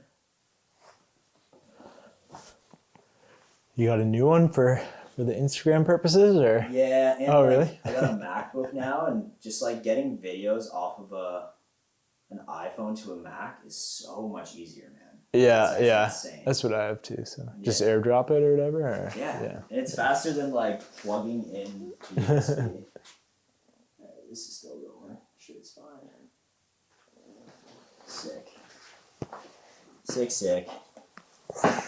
Yeah. So I guess I was just thinking when we were inside there that like Adam Ondra's, he's an example, but he is like a perfect example of both pace and being dynamic with his pace, right? It's like that's efficient. Like that's the most efficient way, right? Like as you're skipping between holds and it's fast. And in order to be fast, you kind of have to climb quickly and dynamically. Like you can't be slow and controlled with everything, or you'll slow yourself down. Yeah. And your muscles are working the entire time. Totally. So. And that's something that I think about sometimes when I'm sitting there and like thinking about how to make the perfect move. I'm like, have I just dumped more energy thinking about how to be more efficient than I would if I just like did maybe 80% as efficient as it could, but it's like 200% faster, Yeah. It's like move. Now I've done everything way quicker, maybe a little less efficient. Bouldering, it's like it's a very well used tactic now, I think, and myself, I use it a lot. Like I look at videos a lot, and like I ask if I know friends that have done it, especially here in Squamish, because of the nuance of the holds. It's very useful to have someone there being like, you grab it this way and you have this crystal. Really? Oh yeah. A lot of that here. My one friend Graham, climb with him a lot. He's done a lot of outdoor climbing, like much more than me even, and he's been a great partner for that. He gives me the flash beta. And Does he have a solid memory too? Yeah, for sure. As far as what I've seen, yeah. So my memory isn't as good as I wish it was, and like when I have a climbing partner who's very good at remembering beta for things, I'm so happy. It helps. Like, on the third bolt, like you have to place your right foot on this tiny little like whatever, and I'm like, oh sweet, and then you get there and you're like, this is exactly how they said it, right? Boom. Yeah, for roots is a whole other level of it. There's so much more to remember, but I guess you just remember like crux sequences or or your partner does. Like, yeah. My memory is pretty solid. That's another thing that. So warming up, I find, is something I have to sell to people constantly. Yeah.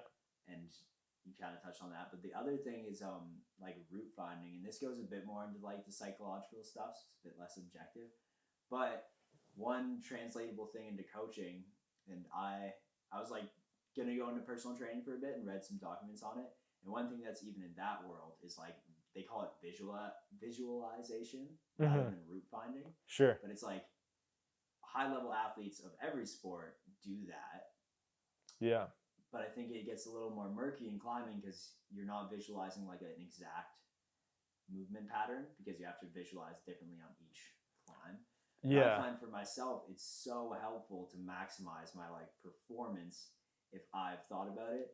And when I talk to people about it, I try and talk about how you don't have to do it perfectly. And like, you can start by just starting with where you think your hands and feet are going to start. And that's like, you're now route planning better than you were before. So you're doing 0. Yeah. Do you ever have conversations about that, or how do you approach those? Yeah. So visualization is like huge for me. Like for me personally, I'd say I do it for like every boulder, probably. Like maybe like very easy boulders that I don't need to or something, but yeah, and I definitely recommend to any client, like it'll just be in the program of any kind of bouldering session, like take the rest time to refine your beta, think about the beta, like visualize it, just you know what I mean, like run through it in your head. I've used it personally a ton for flashing, especially because I've actually, like you enjoy on-sighting, I've actually spent a lot of my time trying to flash stuff too. Like I really enjoy that. Yeah, and I was on a bit of a crusade there, moving to Squamish. Like I wanted to like flash the first of a grade. Like I was trying to get my hardest flash. So like yeah, and being here, new area, like there's so many boulders to choose from. It was like a really good opportunity to practice that skill. And for me, like yeah, I have a whole process where I gather videos. Like I'll have people that I know generally, like I've seen their videos before. Our beta is usually kind of similar. We're similar body size, that type of stuff. And then I'll like kind of have those videos I can visualize just by watching them. But then I'll go to the boulder and I'll actually like, I'm a slow as hell. Like I prepare when I try to flash something. Like I don't just go like try it. So I go to the boulder and then I look at the video while I'm looking at the rock. And then I actually clean all the holds. For me, if I'm flashing a boulder, I can touch the holds. Again, this is another like, it's not that controversial anymore. I think most people accept that you can touch holds outside when it comes to boulder flashes. So anyway, like I look at all the holds, I inspect them on how I want to grab them. Sometimes you can't really tell the nuance by a video, depending on what the angle is and stuff. So I go through that whole process, looking at the video, maybe a couple videos, so I have like a backup plan if one beta doesn't work. And then feel all the holds like in person, and then I run through it in my head. And I'm hoping I can get to the point where I can rehearse the whole climb in my head, hands and feet, without much hesitation before I actually try it. Yeah. So it's a huge part of the preparation. I like that too. It also just makes your sessions, like when I'm training, specifically in the gym, like more fun, just because I'm always kind of climbing. You're occupied, I'm imagining how I'm gonna do that. Totally, and it makes use of just like sitting around or whatever. I think it's a big topic, and I've had a lot of cool conversations with people about it. Some very high level climbers. They all do it, especially bouldering. I think especially it's just like it's so helpful. And I've had interesting conversations with people like whether they like to do it in third person or in first person. So I've actually usually been traditionally more of a third person, where I've seen from the outside. Yeah. So, but I think a lot of that is because, again, I've always been like a video, for lack of a better term, like a video whore. So I always like look at all the videos and I see other people climbing it. I've seen myself climb it because I always take videos of myself climbing. So I think that's just like naturally what I did. But then other climbers saying how they do it in first person is really interesting, because the focus becomes a little less on the mechanics of like just watching like this hand goes here, this hand goes here. And it's more, they want to focus a lot more on the sensations that they're feeling. So especially when it comes to hard bouldering, it's like there's a lot of tension in your body in different parts of the climb and different feelings where you're like, I hit this hold, like I got to feel tension this part of my body. It feels like I'm almost going to fall off, but that's the way it feels. Like we expect that in running through that whole thing through their mind. So I've been doing that a bit more, and I think that's like going to be a new kind of level up, is first person and focusing more on sensations as well. That's so cool. Yeah, that's such a game changer for me. I didn't even think of that as a possibility. Yeah. I definitely think like, I'm going to have to like throw back and hit here. But even still, whenever I ran through it, it was always like watching myself do it. Mm-hmm. Yeah. So it was worth experimenting with some first person. And it also makes it a bit more like in my brain now, just running through certain boulders that I'm thinking of at my gym. Yeah. I'm like, it's way more 3-dimensional because like I feel kind of 2D when I'm looking at it through the video, or like it's more like this hand goes here, this hand goes here. Obviously, it's on an angle, so like. Yeah. No, I know what you mean. That, but yeah. Like, thinking of it in person, there's like a couple that I'm like really pressed up against the wall, and then I have to like. And you can't really see it. Maybe it's blind. Like, so your first person is, you got to be way more in tune with like the sensations that you're feeling, how deep you're reaching, where your forearm maybe goes up on the rock rather than the actual handhold. Like, yeah. That's a good point. I never thought about that. Like when it comes to blind holds, because that's the thing. Yeah. I think I do think about it in going over roofs a lot too, because it's like my knee can't get here, so I have to consider about how to like work that around. Whereas like from the 3D, you don't really notice those little nuanced bits. Yeah, that's cool. But that's the thing, and there's definitely a ton of research behind that. Like you said, a lot of other athletes do that. It does help. Like it just does help, because what's actually happening in the brain is you're going through very similar circuits that you would as if you were physically doing it. So you're actually getting reps in neurologically without using like actually getting fatigued by it or having to have the boulder there in front of you. So it's a thing. Like Well, the fact that you say, I feel like a very motivating thing is whenever someone's like, everyone who's very good at this does this thing, right? Oh, definitely. Because like, it's like, oh, Jim doesn't warm up, but he like sends a V7 or whatever. But I think like when you get to the top end, if they're all doing something, then you should be taking note of that, right? Yeah. As I said, I care a lot about like the mechanism and how it actually works, but I do make exceptions sometimes when it's like, okay, if everyone's doing this, maybe I can start doing it and then figure out why later. And the root finding, I feel like it's a self-selling thing, and it is one of the. And there is some science behind like how it works, like kind of what I was talking about with the neurological pathways and stuff. Like, that's how it works. Yeah, totally. And they've done. I mean, this is a sleep thing, but they've done things where like they put rats through a maze and then they go to sleep and they're running through it in their brain. Yeah. Have you heard about this one? Yeah. And they run through it like at way faster speeds many times. Oh, interesting. The next day they do it better. They're consolidating the neural pathways in their sleep. Yeah. And that's like, I'm sure that happens too. If you were to do visualization, it's going to be the same probably. And that's where you need good restorative sleep in order to make that training effective. Exactly. Like if you don't have your, in that case, I'm not sure. I would forget whether it's either deep or like REM type sleep that consolidates like your mental basically freshness, like and will restore your nervous system. If you're not getting that sleep, then it won't be effective so much. But yeah. Matthew Walker, have you listened to any of his stuff? No, I don't know. I don't know if I know Matthew Walker. He's been studying sleep for 20 plus years, and he's like the best public educator on. He's written a book and been on like Huberman. Yeah. All those podcasts. I know. I've listened to some of Huberman stuff on sleep. Yeah, he's solid. Matthew Walker's awesome, but he speaks on that, and I think he's the one who talked about the maze. Right. But about how people have like really hard problems that they'll be working on. I don't know if you've ever had this, but then like you wake up and you wake up and you're like, oh, like the answer is right here. But you definitely do some good work, especially if you're learning a new skill, or I'm sure it translates into climbing. If you've tried a new climb, you can't get it, and then you go to sleep and then you run through it again. Yeah. But a big thing for me with visualization is like, if I fall off because my foot, like I just didn't match my feet right, then I'll be like, okay, next time I got to match my foot right, and then I go up and I've just trained it a couple times already. So your muscle memory, even though you're not actually using your muscle, is to do that. Yep. Whereas if you're like, oh, I know I should do that next time, and then you just sit there, you'll forget. It's like, well, you've trained one time the right way and one time the wrong way because you've only had one rep in your brain. Yeah. It's like, so you're flipping a coin, or you're just less likely than if you had just sat there and been like, totally. This way.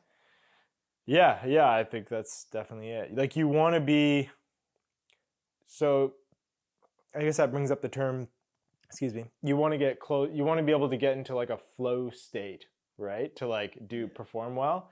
And what flow state is like you're basically able to be clear, like you're highly like aroused, which means like, you're in an alert state, but you're like clear, calm, and collected. Like you're not having to think a lot. Like it's more automatic, right? Yeah. So it's like if you're basically you can get to that state again faster if you're rehearsing your head, where like you're no longer having to think about that foot swap. You've already thought about it. You've already thought about it 10 times before you were about to do it. Yeah. So then now you can actually like either, you know, maybe you don't forget, or maybe it's already, you're able to actually get it automatic already without even having to go up on the route a bunch of times to get that. And then you can be in that automatic like flow state and just execute. Yeah. So yeah, and that's a skill. Like I think, yeah, you got to practice it. And like, that's one thing that, yeah, I've been able to do some really like hard flashes, and it's because I freaking practice it a lot, like so many times. I've had a lot of failed flashes too, right? It's like, yeah, like I've almost every single boulder that I try, if I haven't done it and there's videos of it, like I'll try and flash it. So, you know, there's hundreds and hundreds of attempts. Like, good feeling. Yeah. Yeah. And if you watch people fail, that's helpful too. But yeah, I try and tell people as well, like you don't have to route plan well, and you probably won't do it well at first. Because like if you see for the new climbs, right? Yeah. It's like, okay, you've never climbed this. You think, especially as like a newer climber, it's like you might think you can get your foot up there. So that's your plan. And then you get there, like, I can't get my foot up there. Yeah, you gotta have contingencies, I guess. Yeah, but what I was gonna say was like you actually got better at route planning because now you know that that's a restriction. Whereas before you looked at that climb and you really thought you could do that. Yeah, so it's like that's now like you just got better at visualization and like imagining yourself climb because you know where your limits are and where your abilities are. Yeah, the same thing happens the other way. It feels better when you're like, I can do a move I didn't think I could. Yeah. Like I can't do a move I can't do a move that I thought I could, but yeah, it's all like making you a better, like no one's good at it right away. No, So it's okay yeah, to be bad, but you're never going to build the skill that all elite climbers have unless you start practicing. Yeah, you got to start practicing, and it is effort, right? It's a lot of it's a mental effort. It can be tiring from that perspective too sometimes. Yeah. Like I feel that too. Like sometimes I'm like, oh man, now that I've tried to flash so many things, and sometimes it's like, I could just like try it, but okay, I'll put in like the effort to actually give it a good attempt. Because like I said, sometimes I feel like I could have sent things faster if I just like pulled on, tried, okay, messed up, tried again, do it a few times, sent it. Instead of being like, okay, I'm going to take 15 minutes to like practice this and go through my head and all this stuff. But but if you value the feeling that you get, I do. I totally do. Yeah. I'm the same with on-sighting. It's just part of the reason I don't like push the grade as hard. So I'm like, I don't want to just fall a lot. I'd rather get really good at like working near the edge, and then once I excel. Yeah. So then that skill must be like a whole other thing. Like I'd be interested. Like I bet my on-sighting. Well, I know my on-sighting is not very good, like relatively, because I don't practice it a lot. And then like visualizing an on-site, that's a whole other deal. Because like, what do you have to make all that beta up in your mind. Totally. So that's interesting to me. Yeah. Yeah. Well, you can. I try and be really focused on like the first bit of the climb, and then what I'll actually do in the gym to train for on-sighting is I'll go at boulders without even like really looking at what is above it. Right. So it's kind of like different. You just run to it. Yeah. So I'll be like, okay, I'm gonna try and do this boulder without looking much ahead. Mm-hmm. And then I'll get to a point and I'll be like, okay, now I need to figure it out while I'm under tension. Yeah. But yeah, that's interesting. That being said, cool. Like on climbs, usually there's a rest position. At least like I'm only climbing high 11s. Yeah. So it's like usually I can find a rest position, and at that point I'm like, now I need to have accelerated like route finding skills or like visualization, because I'll look up and try and identify holds. Yep. And visualize it with contingencies. And be like, okay, if that doesn't work, I can do this, or I'll climb down to this spot. So it's like fast rate. And I'm getting better about this now, and I think my partners are like cool with it, but I'll just rest for way longer. To recover, but also to make plans and be like, I need to get here, I need to get here. And I find like, especially in the top end, I'll be more about flashing. Like I'll be like, no, you send this first. I want to watch you do it. Yeah. And figure out like where the best holds are, because this is at my limit if I go quick. So it's kind of a throw up, but I like it too on multi pitches, because like You just get to flow through climbs quicker. Yeah, I imagine it's efficient if you're a good onsider. It's so much more efficient. Yeah, so I've been trying to work that out. Multi-pitch, cool. Yeah. It's a whole other world for me. I don't think I haven't technically done a multi-pitch yet. No My shit. wife did she's done a couple since we moved here, but Oh man. she did like Cal Check. Is it Cal Check? Oh, the Star Check one. Star Check. Sorry, yeah, Star Check. And then the other like classic one. What's the other? 180. Yeah, that's the other one. You knew. Yeah, I knew you'd know. Yeah. Yeah. Frontside 180s. I think it's like 5'8" all the way up, and it's bolted like every 2 feet. Yeah. So it's pretty friendly one. It sounds like then, eh? Yeah. Yeah. Star Check's cool. I've done it like 5 times now, but yeah, it's also really safe if you're like talking about fault. I mean, Star Check's actually on a little bit of an angle, so I guess you get skirted up a little bit, but yeah. So like if you're a good boulder, you'd probably be super mellow on it. It's more like small edge stuff. And I think it's 5'9" max with 1 5'9" move, like on the 3rd pitch. Yeah. That's what Rebecca was saying too. But I think everyone has different things that inspire them. Like totally. People are like weird in climbing. My way of climbing is the best, but I'm not. Yeah. I'm really It can be so different. Fun, right? Like Totally.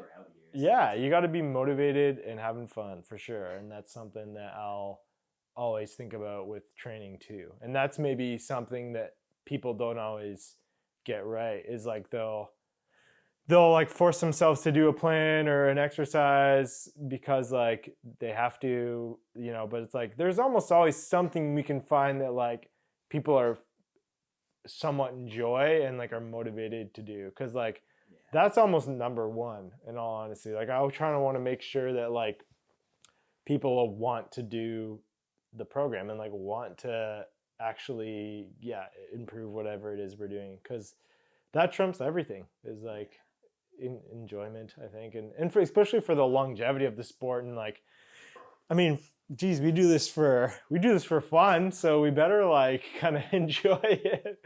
You shouldn't feel like a chore. I don't know. It's kind of an infinite game, right? Where it's like the goal is to just keep doing it for a long time. Mm-hmm. It's not because you can't win climbing. Like no one wins. No, you win one grade and then you just want to do the next grade. Yeah. So if you're not enjoying the process in some ways, maybe in like a masochistic way, where you're just like, I hate training, but I love that it gets me closer to my goal. But you always move the pile on. In the long term if you're enjoying it. And if another big thing is like having the community is big and like partners is really big, especially for route climbing, man. I think about it sometimes like that's honestly part of why I think I've always reverted back to bouldering is like I'll get in some solid like route climbing in the gym. Maybe like my wife and I will start going. Maybe like she'll get busy or something and then we'll just like stop doing it for a bit and then I'll like I'm losing my fitness and I just like I'll just go back to bouldering and like I always can just do it whenever like on my own, right? So what about like do you find you have partners that have been a big influence in your climbing or like how do you balance that? Yeah. I'm always jealous of boulders just for the access. Yeah. Right? Because like, there's nothing worse than like, I want to climb right now, and like, just can't make it happen. Yeah. Right. Yeah. Especially when like all I do is rope climb. In Whistler, we have one boulder that I went to like once. But if I lived in Squamish, it'd be great because I just have pads and like after work, I'm like, I just want to rip a session. Yeah. And it's a nice day out, but I can't like up there. It's like, well, I don't have pads and the boulder isn't that inspiring to me, so I just rather go to the gym.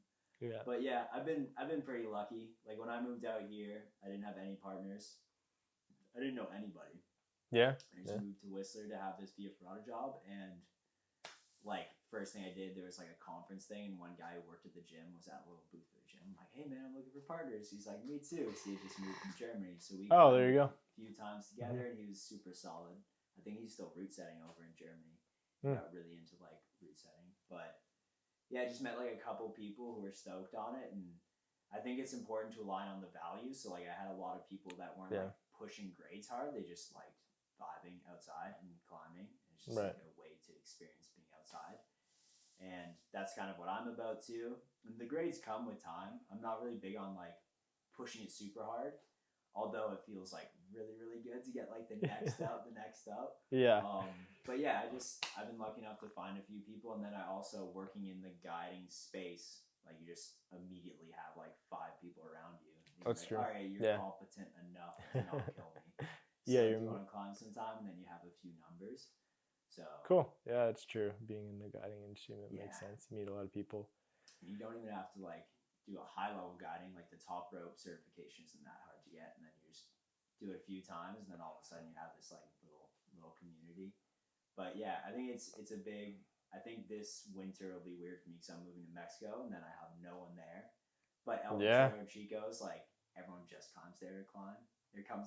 So it'll be quick, probably, because there's a lot of climbers. You mean like all going there? Yeah, but then it's a matter of like the guiding. At least there's a prerequisite where like you know they know how to belay. Whereas when you're coming up to a stranger, you're like, are you gonna know how to belay well? You know, because that's a factor. Right. Yeah. Yeah. So there's ups and downs with that, and then I find alpine climbing is like I'm way more picky about people. That makes sense. Multi pitches. And stuff. Yeah. There's more consequence to like bad decisions and just like having someone that doesn't know how to work the systems or is slower than you thought they were going to be. Yeah. 2 experiences in the last year and a half, actually 2 years, I guess.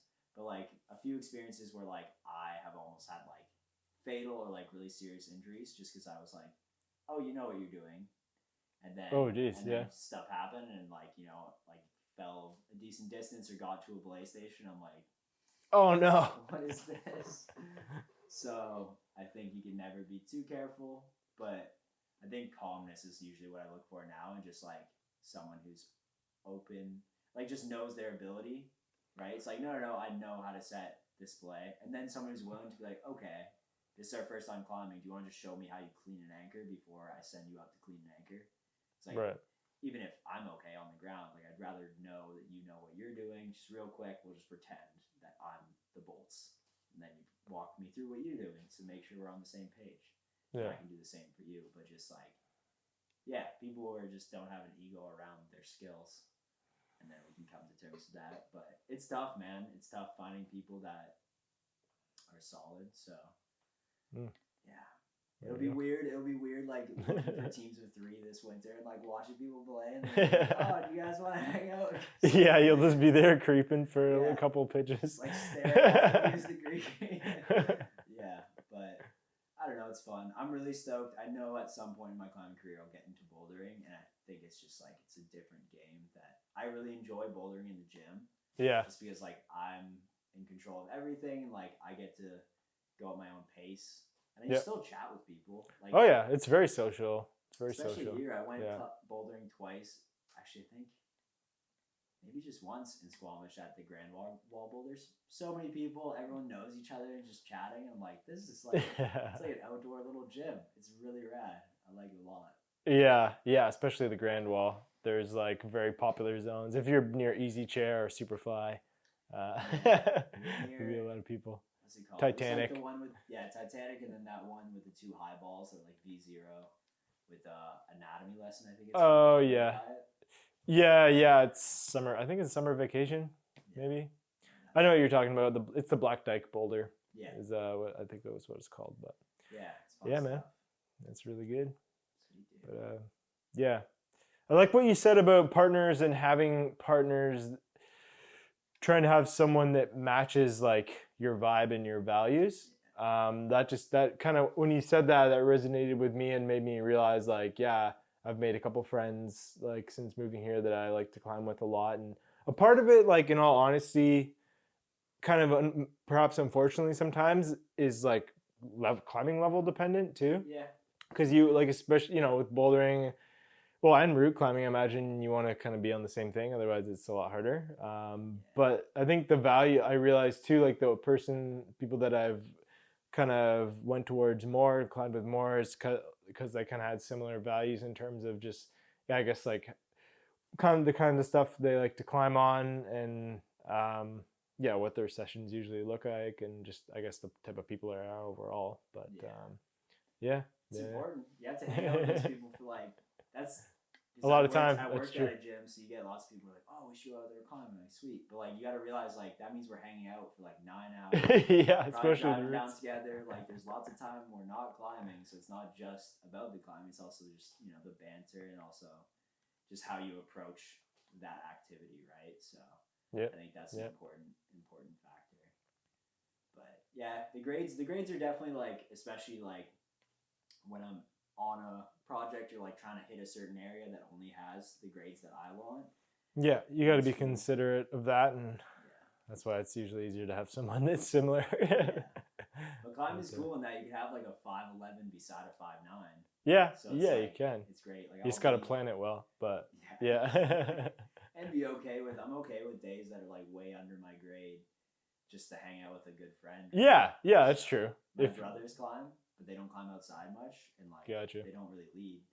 But they're probably like a decent amount lower than me in grades. But we'll just go out and have so many fun days. Like I went with my brother to Smith Rock, and we're just like having so much fun. And I'd do like maybe a little harder climb, and then he would do a 5'9", and then we'd try and get multi pitches that were like sport 5'9s just to make it easier for everyone. So you can have. Yeah.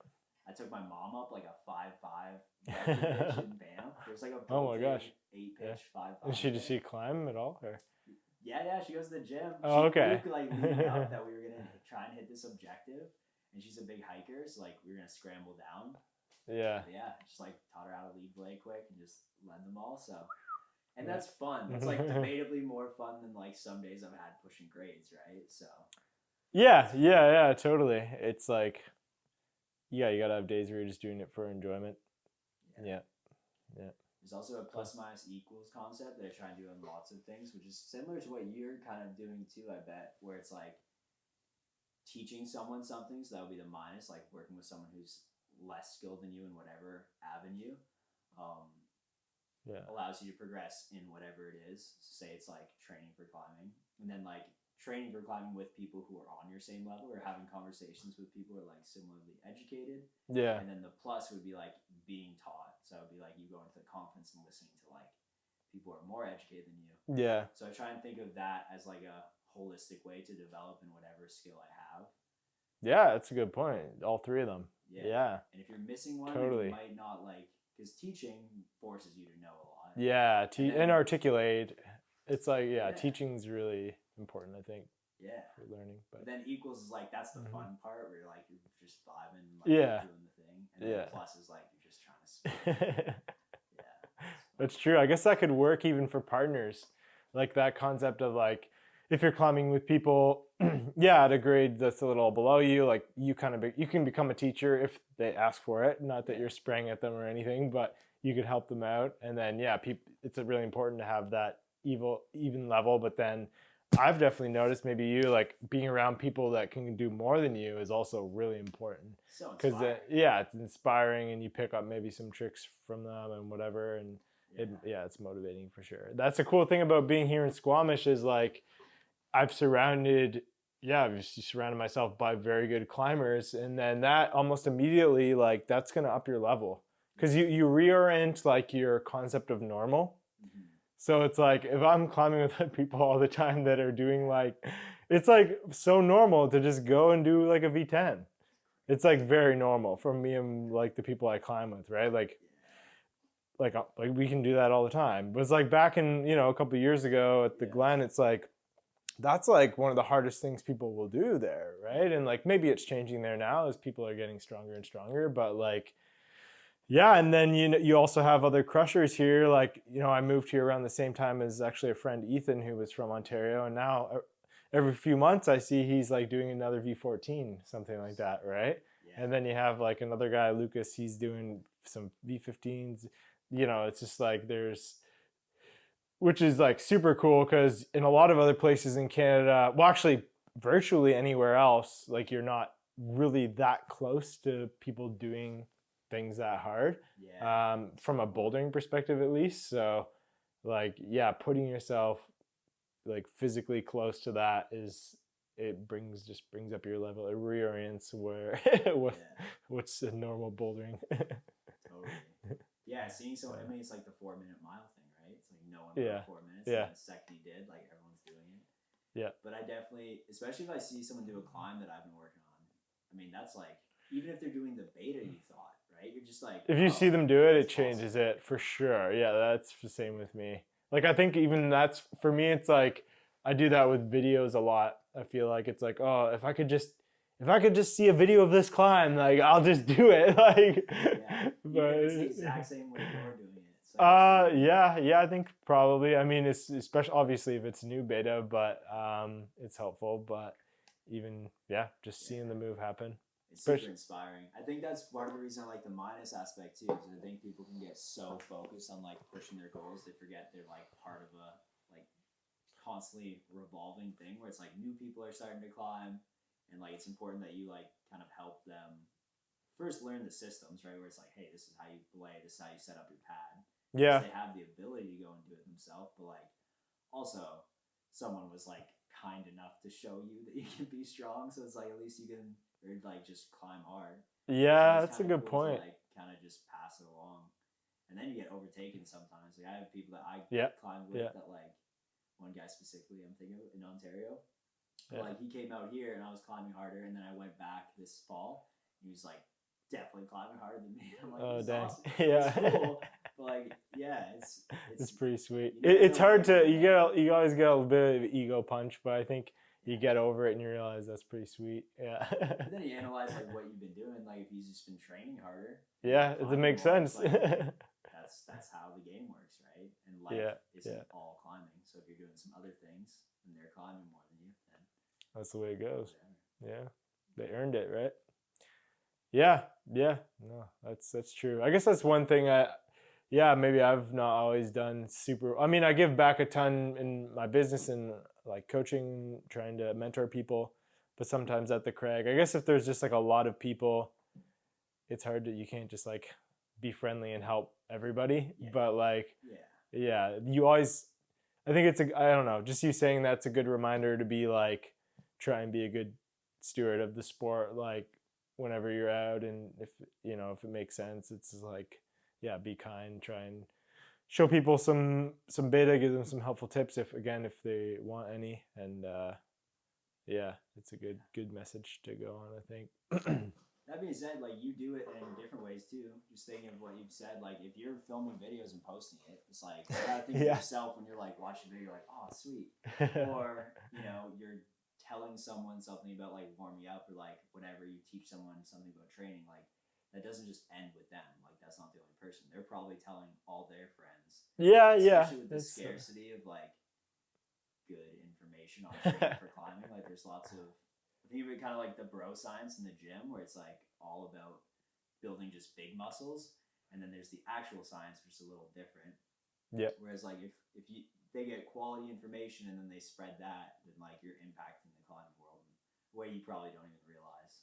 Like there's probably people out there like telling other people things you told them without even knowing it, which is it's hard to conceptualize. But I think there's so many different ways to like get that minus, and it doesn't have to be like sacrificing every Saturday to go right. Who's climbing not as high as you. So gotcha. Yeah, it's cool, man. Cool. I think that's a good time to wrap it up. Yeah. Let's wrap it up, I guess. That's cool. It's been a pleasure. Yeah, man. Yeah. Thanks for having me here. Thanks for having me into the show. Yeah,